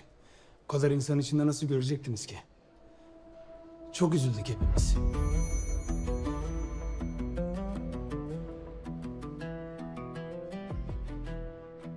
Kameralar çalışmıyor demişlerdi. Artık çalışıyor. Keşke olay günde çalışsaymış. Vallahi keşke. Ama işte bizim fakirhane burası. İmkanlar kısıtlı görüyorsunuz. Burası sizin ora gibi değil. Emir de bundan sonra İnşallah size emanet olacak hocam. Emir de kabul ederse tabii. Ama sanırım siz çoktan kabul etmişsiniz. Etmesem miydik? Emir de edecek. O kulübede gelecek, sıkıntı yok. Hatta Galip'e siz iletirseniz çok sevinirim özel olaraktan. Siz daha önceden tanışıyor musunuz Galip Bey'le? Nasıl? Galip dediniz ya. Samimiyetten mi diye merak ettim. Ha yok, ben böyle samimi insanımdır, içim dışım birdir yani. Öyle hanım bey falan bilmiyorum yani. O yüzden öyle, kusura bakmayın. Hayırdır, siz niye geldiniz buraya? Emir'le konuşmak için ama bir denk gelemedik. Neyse ben sonra yine uğrarım. Hadi görüşmek üzere. Görüşürük. Görüşürük.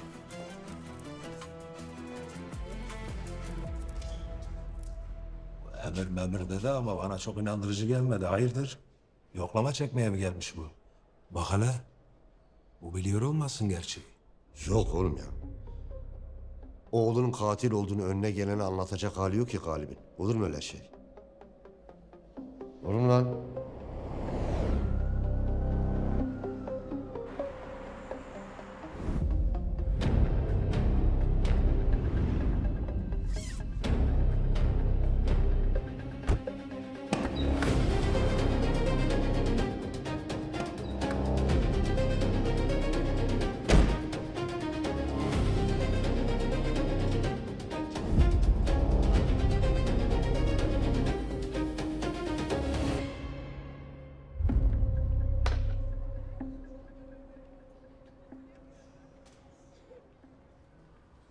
Emir, ne oluyor? Bayram amca iyi mi? Sana da merhaba Melek. İyi babam. Niye öyle dedin? Yani normalde hafta sonları çalışırsın ya. Vallahi bundan sonra böyle. 7/24 buradayım artık. Nasıl yani anlamadım. Neyini anlamadın yavrum? Hazır ekmek teknesi işte. Çalışıp aileme destek olacağım. Kendime harçlık çıkaracağım. Bu. Neyini anlamadın? Sen benimle dalga mı geçiyorsun?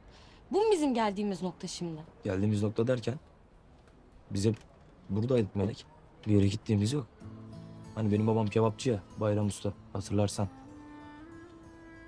Kızım ne oluyor ya? Top oynarız sıkıntı, kebap yaparız sıkıntı. Sen ne olsun istiyorsun? Ne iş yapacağım ben? Ya vallahi bilmiyorum ama kebapçı olmanı istemiyorum Emir. Tamam harçlığın için çalışıyordun.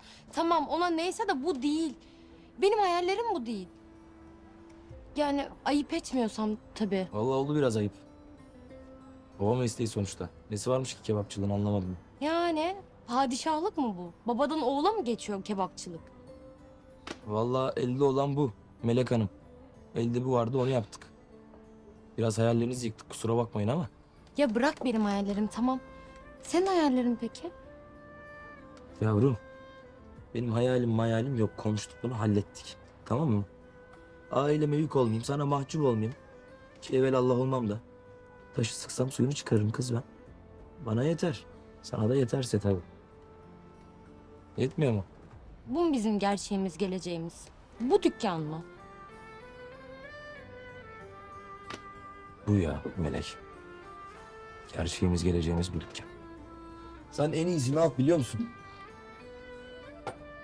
Sen şimdi evine git. Bizim bu yeni gerçeğimizi, yeni geleceğimizi iyice kafanda bir tart biç. Ben buradayım. Sen de buradaysan konuşuruz.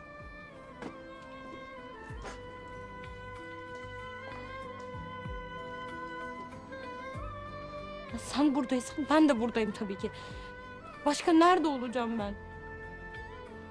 Sen neredeysen ben de senin yanındayım.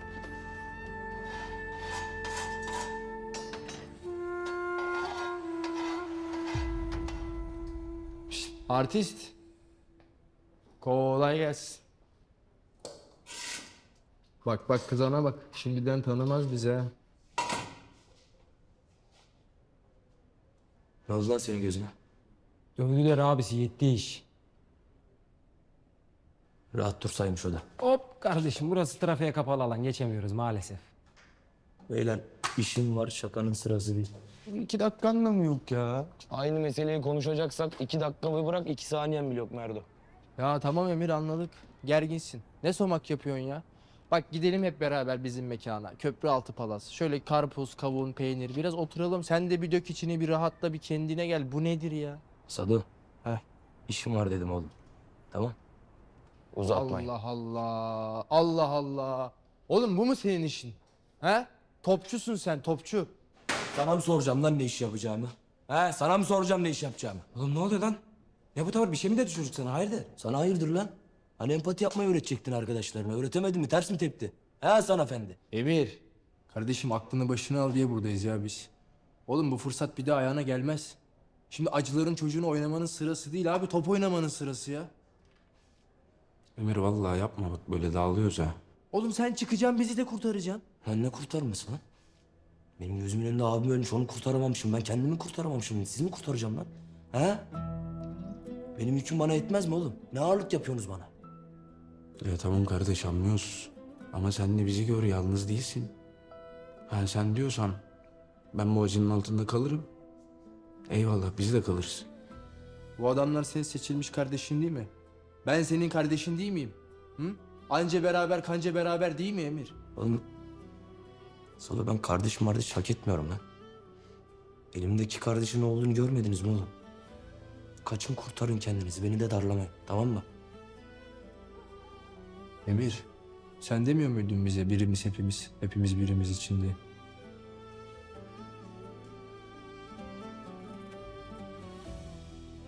Sözümü geri alıyorum ben sana. Benden ümidi kesin. Her koyun kendi bacağından bundan sonra. Tamam? Çarşınız pazar olsun. Hadi beyler kapattık. Hadi buyur.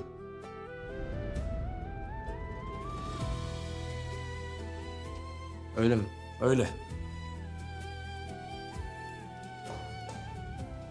Eyvallah. Eyvallah.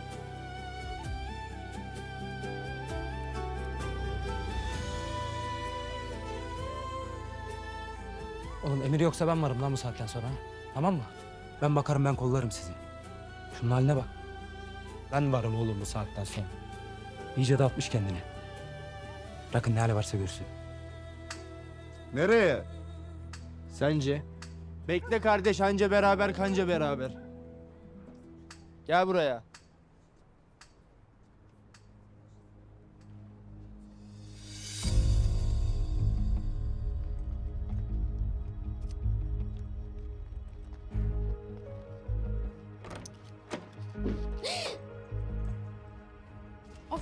Ödümü aldın ya. Kız kaç defa dedim benden iste çalma diye. Anneciğim ne çalması? Uyuyordun, uyandırmak istemedim. Ne yapacaksın o kadar parayı? Lazım. Nereye lazım? Hadi ben gittim anneciğim. Çok öptüm seni. Gece gece nereye? Hı? Bak geçen lafını ediyorlardı Fahriye işe gidince kızı ortalarda dolanıyor diye. Dikkat et. Anneciğim biz o laflara baksak kafamızı dışarı çıkaramayız ya. Niyeymiş o? Annesi şarkıcı, babası kim belli değil. Yani diye atıp tutuyorlar arkamızdan.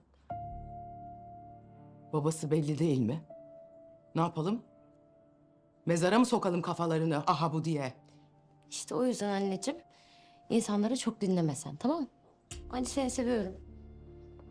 Geç kalma. Tamam. Bak benim sinirlerimi kaldırma, ben çıkmadan evde ol. Anne tamam. Tamam. Hadi.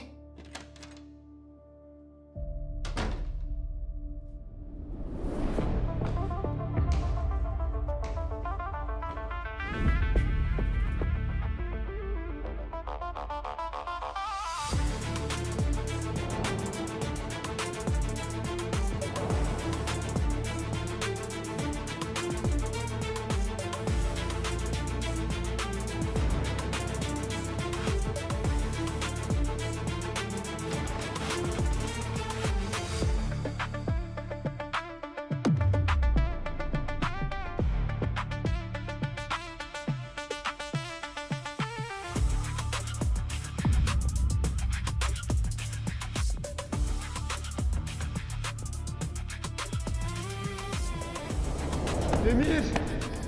Emir kapıyı aç Emir!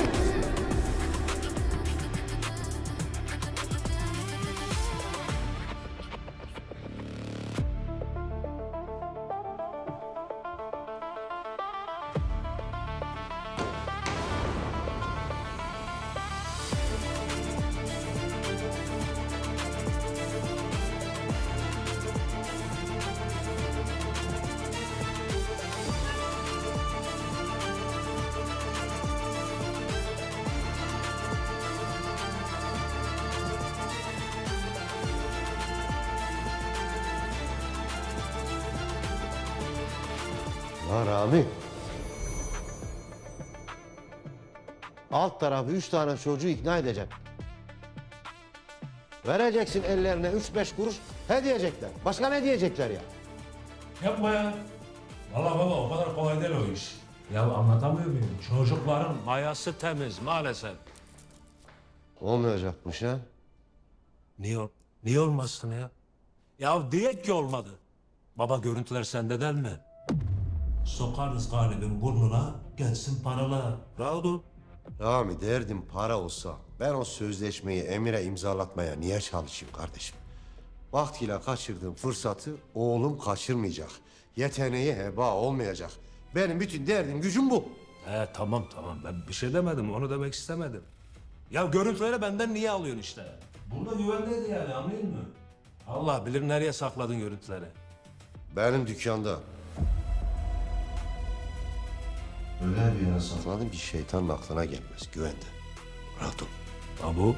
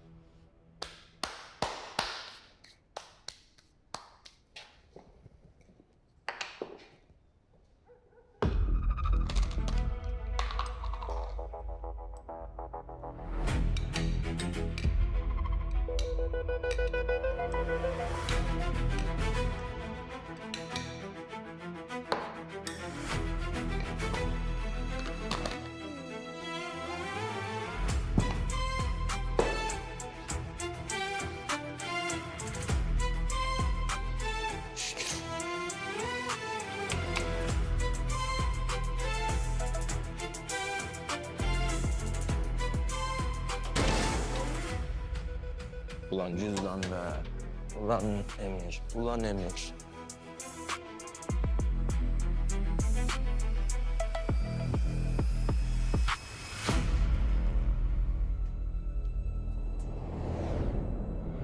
Bitti mi mesai? Aynen kapattık gördüğün gibi. Niye geldin hayırdır? Yalnız mı geldin? Nerede diğerleri? Ha? Patırtı kütürtü çıkmadı mı bu sefer? Neredesiniz lan? Ya, Çıkın dışarı hepinize yeterim. Ya sessiz ol. Ben seni uyarmak için geldim. Beni uyarmak için geldin. Evet. Ne yapmışız yine ne oldu? Hayırdır? Cüzdanı mı çakma çıktı şimdi de ha? Ya bir sus da bir dinle beni. Bizimkilerin kulübe girecekmişsin galiba değil mi? Tabii ya. Şimdi belli oldu senin karın ağrı. Ne benim karın ağrım? Sevgilin olacak naylon gönderdi değil mi seni? Ha? Korkak herif kendi gelemedi seni gönderdi. Ne dedi? Git Emir'le konuş kulübe gelmesin mi dedi. Ne dedi? Bir tam anlatsana sen. Yok o göndermedi. Ben kendim geldim. Yani siz birbirinize girmeyin diye. Yeterince kötü şeyler yaşandı zaten. Kıyamam sana ya. Kötü şeyler mi yaşadın sen? Ne yaşadın sen tam olarak? Ha? Kim gitti sizden? Ya arkadaşım akşam hadi bir gider misin? Ya bak doğru konuş. Benim de sabrımın bir sınırı var. Benim tersim pistir. Ya hadi dükkanımdan dışarıda açıl. Ya of! Dinleyeceksin benim diyorsam dinleyeceksin. Hiçbir yere gitmiyoruz. Beni dinleyeceksin. Bitti bu kadar. Bela mısın kızım sen? Asıl bela Uzay. Ya bir anlatayım derdimi. Dinlemiyorsun ki beni. Ya o bela olsa cürmü kadar yer yakar. Şu anahtarımı verir misin? Bak kusura bakma ama ben böyle bir riske girmek istemem. Veremem diyorum anlamıyor musun ya sen beni? Ya ne olduğunu bilmiyorum. Evet ama Uzay bir şey planlıyor yine. Ya o yüzden birkaç saat buradayız tamam mı? Ya, kabul et işte. Başına bir şey gelmesinden iyidir. Ben yanlış mı anlıyorum şu an sen benim için korkuyor musun? Bak gözyaşım düşecek ha. Ya sen kimsin ki sana bir şey olacak diye korkacağım ben ya? Uzay için endişeleniyorum. Yani hayatını mahvedecek bir hata yapsın istemiyorum o kadar. O daha kötü. Niye daha kötüymüş? Annelikle sevgililik yer değiştirmiş sende. Neyse büyüyünce geçer. Tamam bana ne ya? Ve şu anahtarımı verir misin? Hadi. Ya tekrar söylüyorum ve tekrar söyleyeceğim. Anahtarı vermiyorum. Anahtar bende ve biz bütün gece buradayız.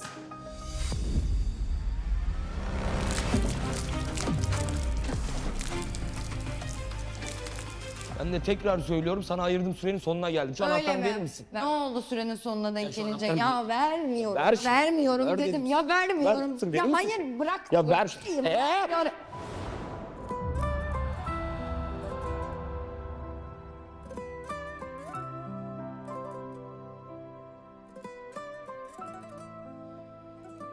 Anahtarı yavaşça avucunun içine koy. Koymazsam ne olur? Sana olan ancak sevgilinden çıkar. Bu sefer bayıltmakla da kalmam. Anahtarı ver. Sana anahtarı ver dedim.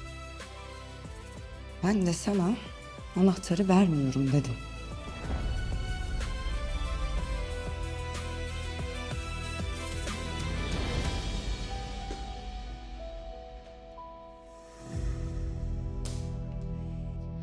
Ha. Az önce söylediğin çok zor. Neden biliyor musun? İzle şimdi.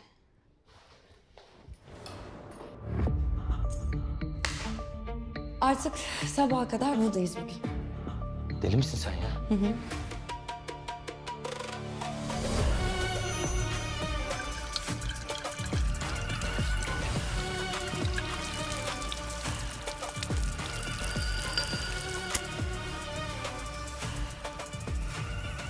Ne oldu şimdi?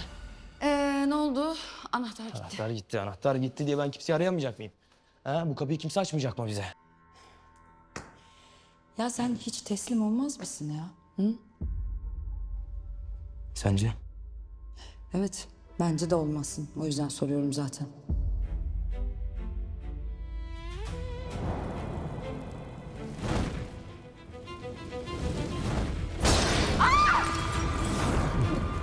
Ne oluyor? Ne oluyor?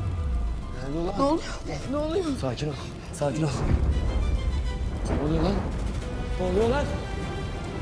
Ne oluyor lan? Yangın var, açın kapıyı! Emir! Emir! Yangın var, açın kapıyı! Kimse yok mu? Yangın var!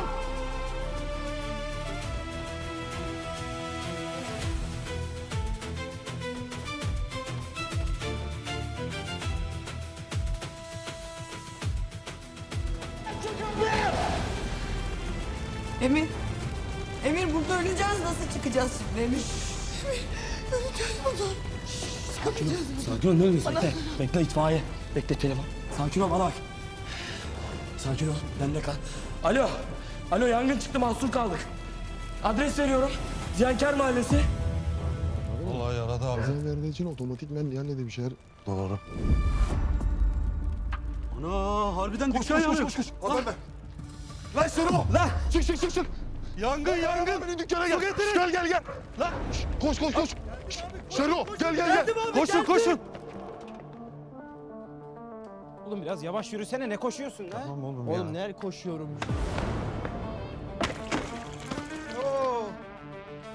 Sen kimsin lan? Kimsin lan? Hayırdır oğlum? Yavaş biraz. Lan. Aha. Oğlum sen canına mı susadın lan? Lan bu ne düşürdü? Bak bakayım nerede o? Beyler benzin bu. Benzin mi? Lan! Yangın var Bayram abinin dükkanı. Sado dur. Bırak onu gel dükkana. Yangın diyorlar. Oğlum git. Lan Emir arıyor. Alo. Lan dayan lan geliyoruz. Lan Emir dükkandaymış, koşun lan. Sado koş. Oğlum koş. Dur. Lan Bayram abi. Bayram abi içeride mi lan? Kapı kapalı. Lan hortumu getir. Sakin ol. Buradayım. Bende kal. Aç gözünü. Bende kal. Buradayız.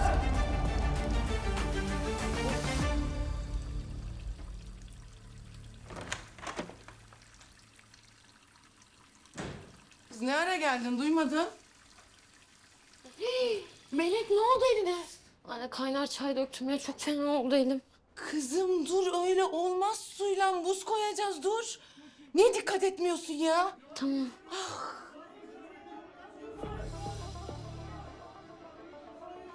Yangın mı dedi? Yangın diyor koş. Koş Melek koş. Yangın diyor. Koş. Lan dükkan yanıyor. Ekmek teknem yanıyor. Oğlum. Oğlum koş. Yanıyor lan. Yanıyor. Ekmek teknem yanıyor. Ne oluyor oğlum? Koş. İbo ne oluyor? Dur. Oğlum dükkan yanıyor. Aman abi. Oğlum ekmek teknem yanıyor. Emir. Ramiz bırak. Emir içeride. Emir içeride. İbo abi Emir içeride. Emir mi? Oğlum içeride. Emir. Emir içeride.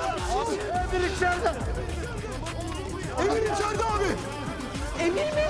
Emir mi içeride? Emir içeride. Abi Emir içeride. Emir içeride. Tamam abi.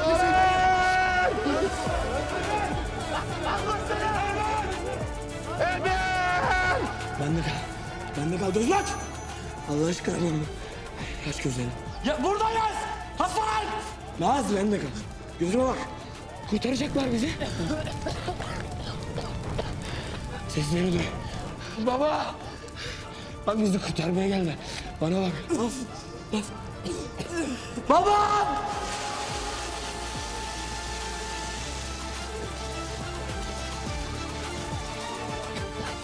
Bende kal. Bende kal. Baba! Buradayız. Çok üzgünüm. Böyle olmasın. İstememiştim.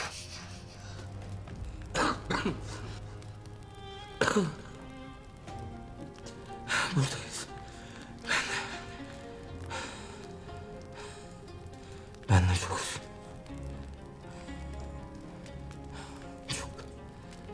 Çok da anlamışım.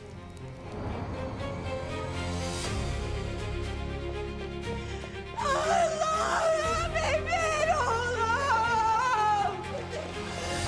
Bayram. Dur Zehra dur. Dur. Lan Nihal.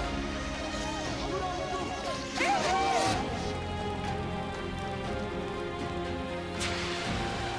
buraya.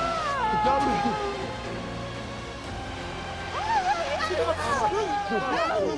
Söndü. Demirleri ver. Kapıyı kırın lan.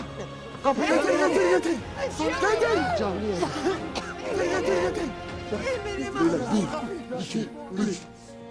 Oğlum. Bir, iki, üç. Emir. Bayram bırak. Üç.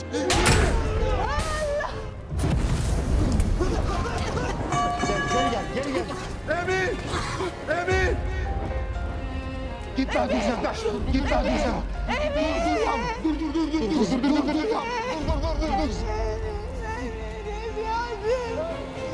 Yazık oğlum.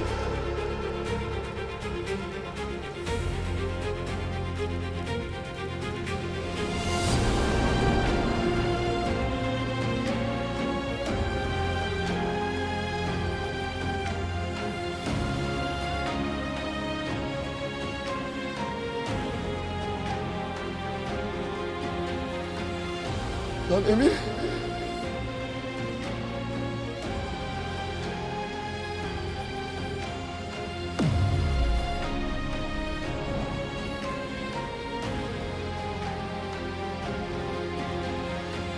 Gel.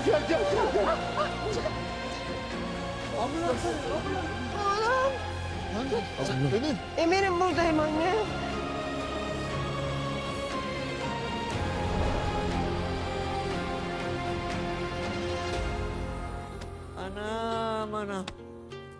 Anam. Anam. Çizme oğlum, çizme lan orayı. Yanmış abi zaten. Vay bu ele gitti bu ele. Bayram. Emir nasıl Emir'im ha? Emir'im iyi mi? İyiler anacığım. Birkaç saate burada olurlar. Sen ot merak et. Oh şükür. Olan dükkanı oldu. Şükür yarabbim. Dükkanı oldu. Elleri kırılasıcalar. Elleri kırılasıcalar. İki yakan kız bir araya gelmesin inşallah. Düştükleri yerden kalkamasınlar. Kalksalar da varamasınlar inşallah. Amin. Allah'ım yarabbim. Maşallah. Bastığınız topraktan hayır görmeyin. İnşallah. Allah'ım ya Rabbim kör olasıcalar. Amin. Maşallah.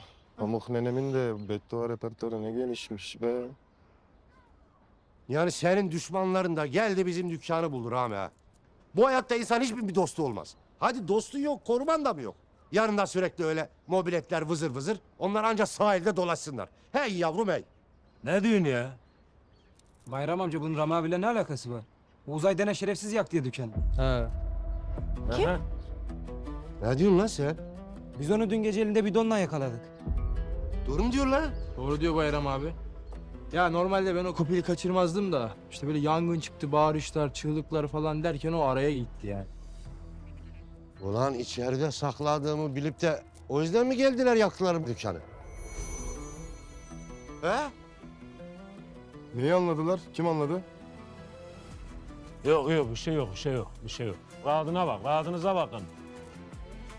Sen ne yapıyorsun kırım ne yapıyorsun? Asıl şimdi sen hepimize yakacaksın. Bir sakin ol ya. Lan neyine sakin olayım?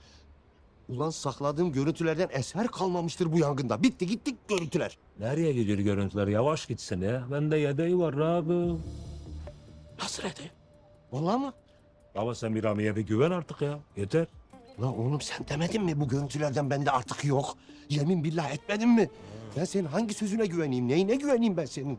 Kızacağım da kızamıyorum yemin ediyorum bak. Bir şey yok bir şey yok. Ya babacan o an öyle demiş bulunduk işte. Ama icabında bende yedeksiz iş olmaz. Mesleki deformasyon diyek biz buna. Tövbe ulan ne diyeyim ben sana lan? Vallahi ne diyeyim ben sana ya? Gel gel. Çocuklar. Bu uzay meselesini Emir kesinlikle duymayacak tamam. Ya ama Bayram amca. Aması yok. Ha, bir duyarsa bu uzay meselesini o takıma sene gitmez. Tamam ben bu işi ben halledeceğim. Ama içinizden birinizden böyle bir laf duyayım. Karşınızda benim olursunuz. Tamam mı lan? Tamam Bayram amca. Tamam Bayram amca.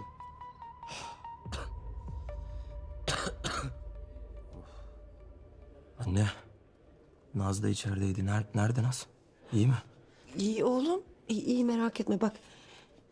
Burada. Merak etme bak. Fahriye ablam başında, o da çok iyi. Emir, İyi misin? sayende. Allah'ım bağışladı ikinizi de çok şükür. Hadi cümleten geçmiş olsun. Bak atlattık çok şükür. Ben sana demedim mi iyi olacak diye? Bak iyi oldu. Tamam. Evet demiştin. Molotof attılar içeri resmen ya. Bulundu mu yapan? Ha? Rami abinin işleridir kesin. Kim bilir kimin kuyruğuna bastı yine. Rami ne alaka ya? 40 tane dükkanı var, biz orada kiracıyız, bilmiyorlar mı? Rami'nin orada ne işi olacak? Kendi mekanı var bir kere. Benim aklıma başka biri geliyor da.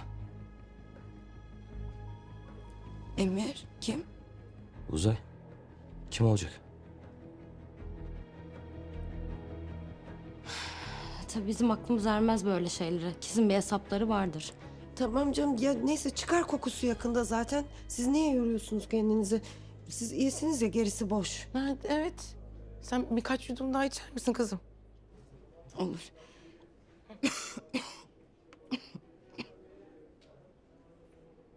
Çok teşekkür ederim.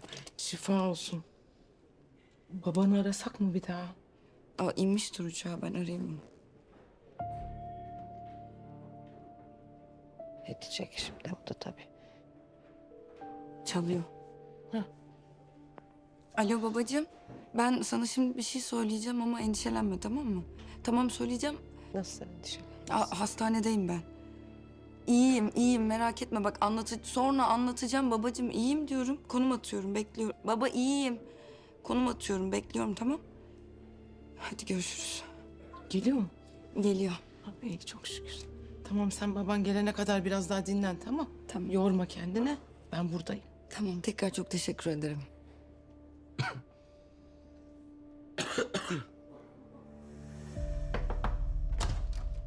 Selam baba. Neredesin oğlum sen? Hı? Bütün gece yoksun. Ha? Yakında antrenmanlar başlayacak. Kendini toparlaman lazım. Bak, bir üst lige çıktığımız gibi tekrardan alt lige düşersek hiçbirinize acımam. Hepinizi atarım. Babacığım bir sakin olur musun? Ben de bütün bir gece boyunca zaten takımımız için uğraştım. O varoş herifi takımımıza almana gerek yok. Meseleyi kökünden çözüldü. Ne demek şimdi bu? Ne demek? Yani ortada görüntü falan kalmadı. Hepsi yandı, bitti, kül oldu demek. Ne demek yanında bitti kül oldu oğlum? Baba yandı, bitti, kül oldu demek aynen. Galip! Bana bak. O Galip'i çağırın bana gelsin. Galip! Sen burada bekliyorsun beni. Buradan hiçbir yere ayrılmıyorsun, tamam mı? Çıkın! Ne oluyor burada ya? Gel hele gel. Senin benden alacağın ne kaldı? Daha ne kaldı Galip? Bir evladımın canını aldınız. Sıra diğerinde mi? He? Tamam siz gidin ben hallederim.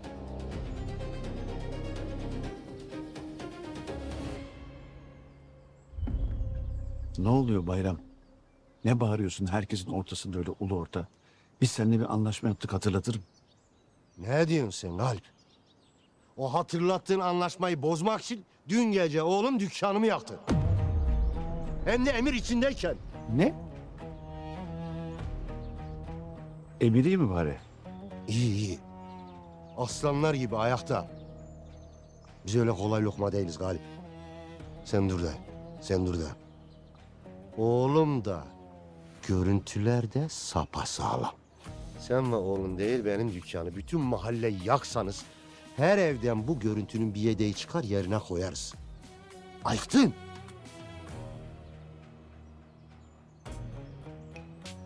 Bayram bir yanlış anlaşılma olmuş herhalde. Tamam. Uzay kendi kafasına göre bir şey yaptıysa ben onun cezasını keserim.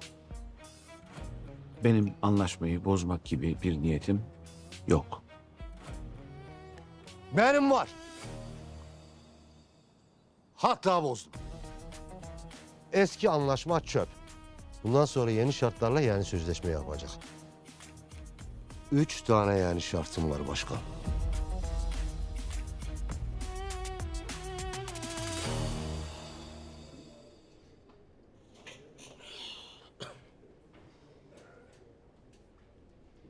Ben bir şey çok merak ediyorum ya. İkiniz ne yapıyordunuz kebapçıda baş başa?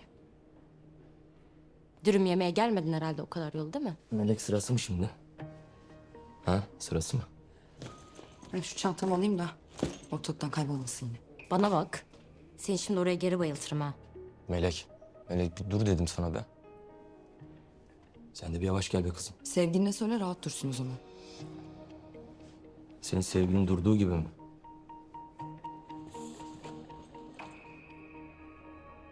Ne oldu gelmedi mi? Nerede? Gelmez tabii. Naylon niye boşuna demiyorum ben. Ölüyordun az daha onu kurtarmak için.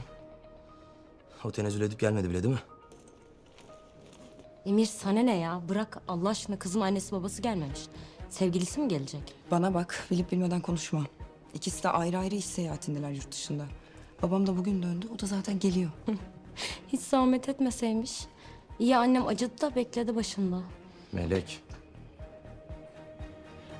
Naz bir bekler misin? Beraber çıkalım mı? İyi misin? İyiyim ben merak etme. Bu arada beni sevmesen de hayatımı kurtardığın için teşekkür ederim. Ya Naz.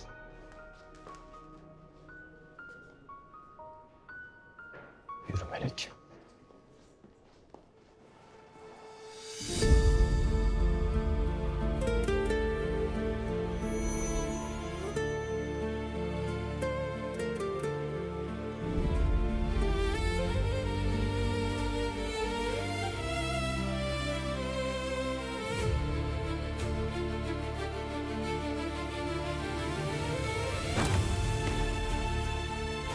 Fahriye ne oluyor?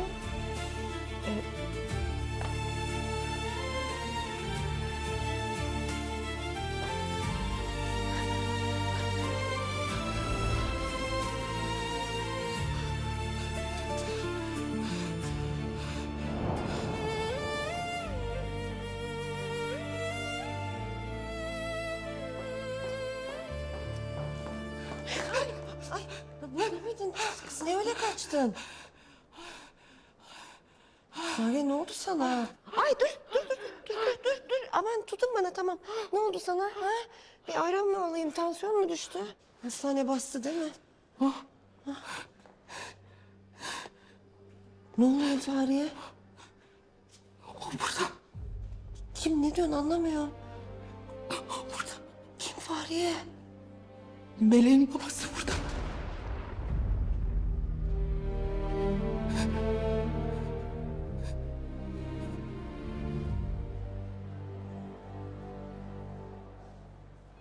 Anne, nerede kaldınız? Sabahtan beri sizi bekliyoruz. Naz yok mu? Babası sonunda lütfedip gelebildi. Melek. Gittiler anne babasıyla beraber. Teşekkür ettiler çok. Fahriye abla en çok da sana. Sağ olsun. Tamam hadi daha fazla durmayalım burada. Hadi gidelim bir an evvel. Hadi gidelim. Gidelim çıkalım hadi. Hadi oğlum hadi. Yok oğlum ne olsun artık hastane fena etti içimizi bir çıkalım hele. Şöyle. Oğlum bisiklet aydamak gibi işte. Ne? Sürmek be ya. Lan Salı. Ha. Sence ben hayatımda kaç kere bisiklet sürdüm? Doğru lan bizim hiç bisikletimiz olmadı ki. Neyse gel çalıştır. Ha. Bak şimdi. Bunu ne bu? Şu bu devre ya. Aynen. Şunu bak ver bana. Ver hafif hafif gaz. Hafif. Tamam bir yap sen. La oğlum senin hocan kötü hocan. Ben var ya 5 dakikada öğretirim sana bunu. Gelsene öğret lan o zaman. Ayağım sakat benim şimdi uğraşamam onunla. Valla bence de hocam kötü de ben öğreneceğim artık. Allah Allah. Oğlum biraz yavaş yürü Emir bak tansiyonun düşmesin oğlum daha halsizsin yeni çıktım ya hastaneden. Abartmasan mı anne o kadar da değil be. Motorun hali ne ki böyle? Ses attırıyorsun. Paramparça Oraya olmuş. geçeceğiz. Kim Dur, kullandı? Yürü Emir yürü. Oğlum yürü hadi. Anne sen geç eve ben biz çocuklara bakıp geleyim. Bak daha yeni çıktın hastaneden Emir. Onlar gelir zaten senin ziyaretine. Anacığım geç kalma. Haydi.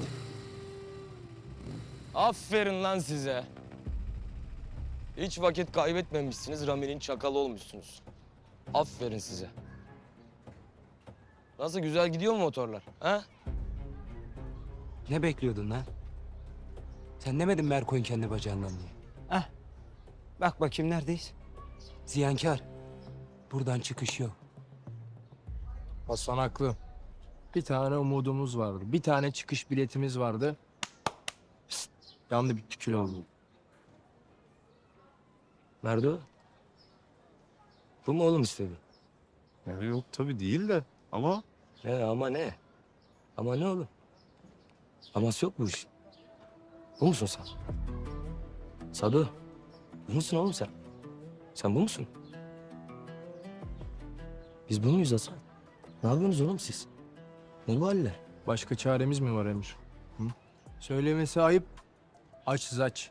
Yaptığımız işler de karın doyurmuyor. Lan ne demek başka çaresi yok? Neyinize yetmiyor lan 3 milyon? Ha?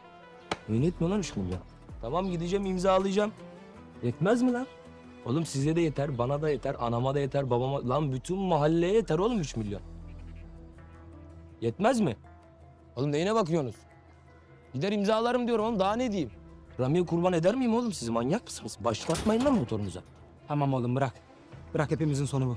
Sizin de dükkan yandı zaten. Yakında biz yine dörtleriz grup merak etme sen. Lan neyini anlamıyorsun? İmzalayacağım diyorum oğlum. Paraysa dert aha çözüldü. Çözülmedi mi? Var mı başka dert? Halledeceğim diyorum lan. Lan neyi hallediyorsun oğlum neyi hallediyorsun? İstesen de gidemezsin artık daha. O ne demek lan? Niye gidemiyormuş? Yok bir şey be ya. Boş boş konuşuyor işte değil mi? Var bir şey var. Ne oluyor? Dökül bakayım. Hasan Efendi. Bak güzel kardeşim. Benim tanıdığım Emir milyonları verseler de kabul etmez o sözleşmeyi. Hasan. Hasan yapma. Sebep? Sebep uzay oğlum uzay. Dün seni öldürmeye çalışan daha dükkanı yakan da uzaydı. Oldu.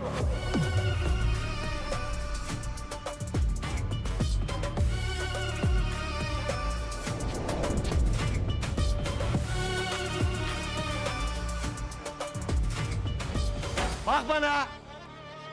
Lan bensiz hareket etmek yok. Arka sokaklardan gideceğiz. Polise yakalanmak yok. Bak sakın. Sakın! Ne oluyor lan? Ne bileyim baba. Sakın! Polis yok! Çık! Servet! Çık! Servet! Servet! Ne oluyor oğlum? Baskına gidiyoruz abi. Lan ne baskını oğlum? Benim niye haberim yok? Emirlerle zengin paket etmeye gidiyoruz abi. Hey! Ne diyor oğlum bu? Kimse gelmiyor dedim. Kendi işimi kendim halledeceğim. Yok öyle tekmek. Seni asla yalnız bırakmam. Ben seni hiç bırakmam oğlum. Oğlum ben zaten dünden razıyım. Seni ziyankar da yalnız bırakmaz oğlum.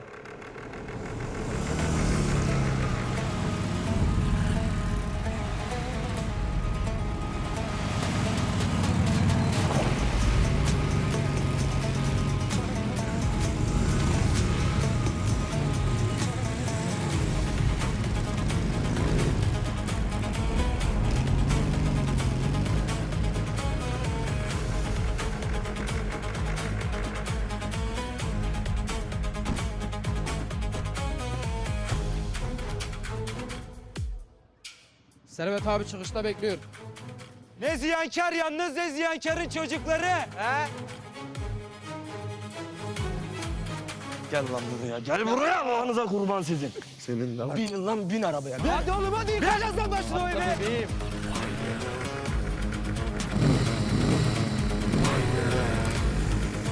Emir! Emir baba! Emir dur oğlum! Haydi beyler haydi! Emir!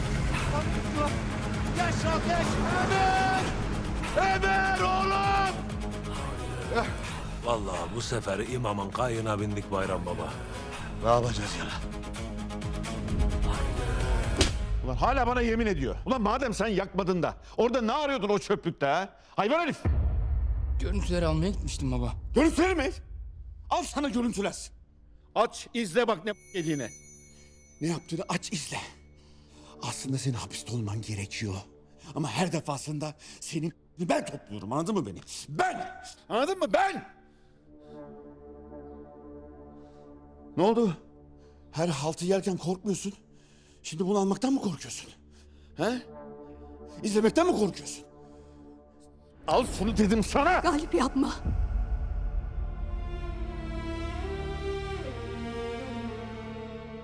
Esra Hanım. Esra Hanım konuştular. Ne oldu? Oğlunu korumak mı istiyorsun? He? Hadi koru. Hadi vekil karşıma. Hadi korusana. Hadi.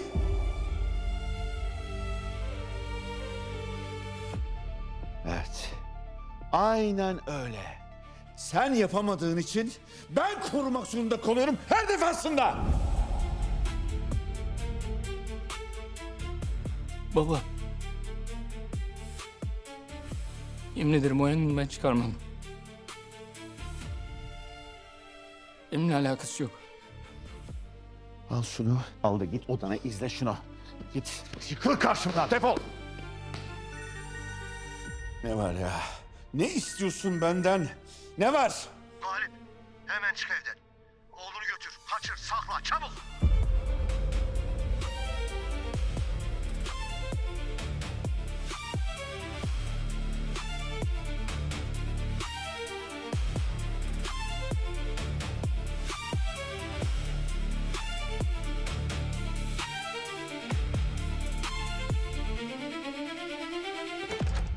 Çatıya. Hemen çabuk. Ne oluyor ya? O mahallenin itleri baskına geliyorlar. Yangını senin çıkardığını öğrenmişler. Vakit yok. Seni buradan çıkartırsam eğer denk gelebilirsin. Anladın mı beni? Onun için yürü hadi. Baba dur dağ başı mı burası ya? Polis çağıralım. Oğlum ne polisi ya? Ne polisi? Kayıtlar ellerinde. Öldürecekler lan herifler seni. Her şeyi ettin lan hayvan herif. Bak. Merak etme. Seni buradan çıkaracak olan adam daha anasının karnından doğmaz, tamam mı? Anladın mı beni?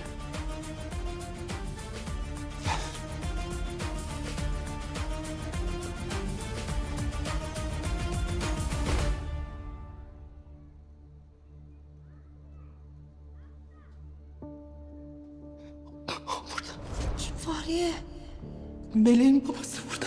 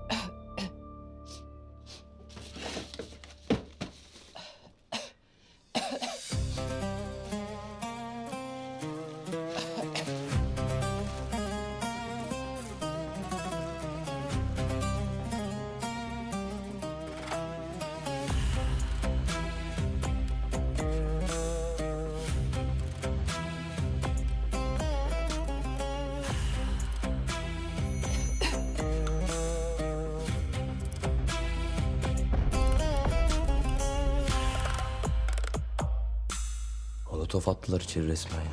Bulundu mu yapan? Ha? Rami abinin işleridir kesin.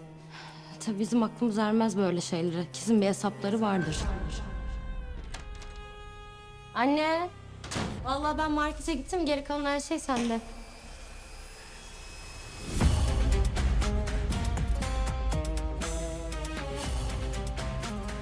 Anne.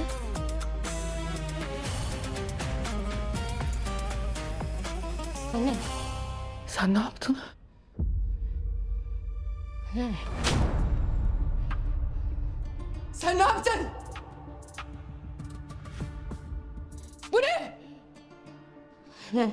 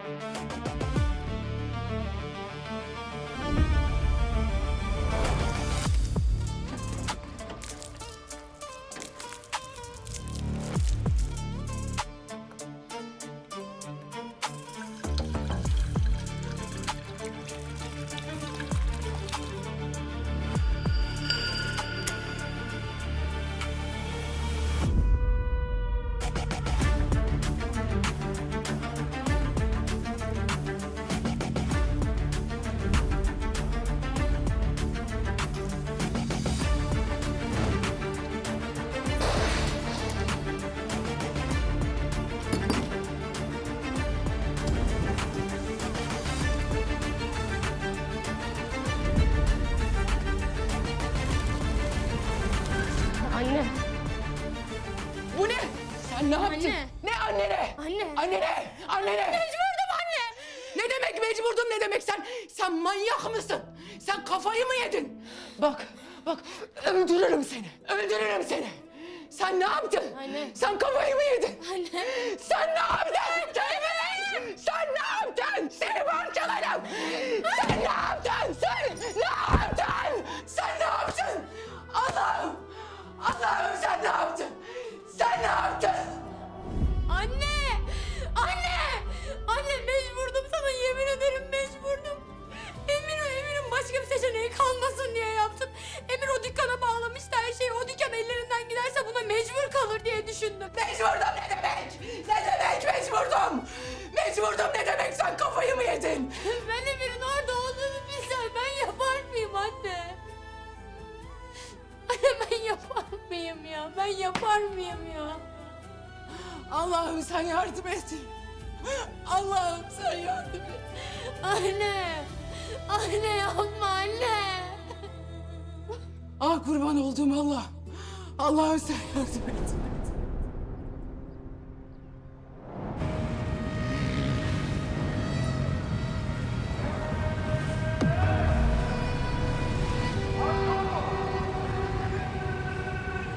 Allah Allah. Allah Allah. Triplere bak. Allah. Selamun aleyküm. Yaklaşmayın durun. Sizin o dandik piyasayı patlatırım. Tehlike kardeşini tutar ip atlatırım. Emin ol yara aldığım kadar yara veririm. Ben olsam düşmanımı seçerken araştırırım. Dün bir paket bırakmıştım buraya. Onu almaya geldim müsaadenizle. Ha? Uzay! Çık lan dışarı! Lan naylon çık dışarı çık! Çık lan korkak herif! Basın gidin lan. Basın gidin yoksa sıkarız. Dayı sen beni anlamıyorsun ha. Ya verirsin ya da kırarak girelim. Allah Allah. Basın gidin. Allah Allah. Şakamız yok, sıkarız. Allah Allah. Allah Allah. Şakalar yokmuş beyler. Paket. Triplere bak. Allah Allah. Sizin isim neydi beyefendi? Abi şiddet çözüm değil. Sorsan hadi bir yanlış anla. Sen bana SMS'sin git manitana. Ver şunu, ver şunu. Derin konuşuyorsun abin hatta. Triplere bak Allah Allah. Çok cesursan hadi bir yanlış anla. Sen bana SMS'sin git manitana büyüklerin konuşuyor sus abin hatta. Adem abi, canlarım ciğerlerim. Şurayı bir boşaltır mısınız? Allah Allah. Şakalar yokmuş. Allah Allah. Şakan var gibi mi duruyor ha? Nasıl gidiyor? Hallediyoruz Galip Bey. Kimseyi almayacaksınız içeri, tamam mı? Hiç kimseyi içeri almayacaksınız.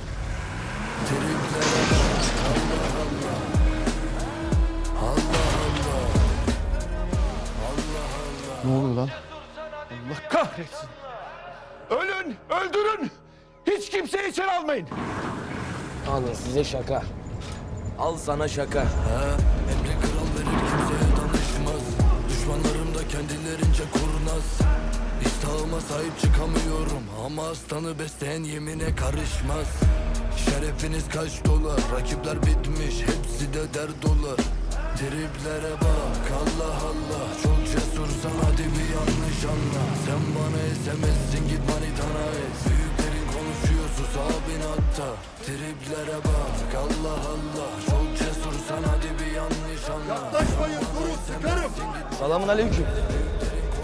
Yaklaşmayın dedim, sıkarım. Triplere bak, Allah Allah. Oyalayın. Oyala verdim.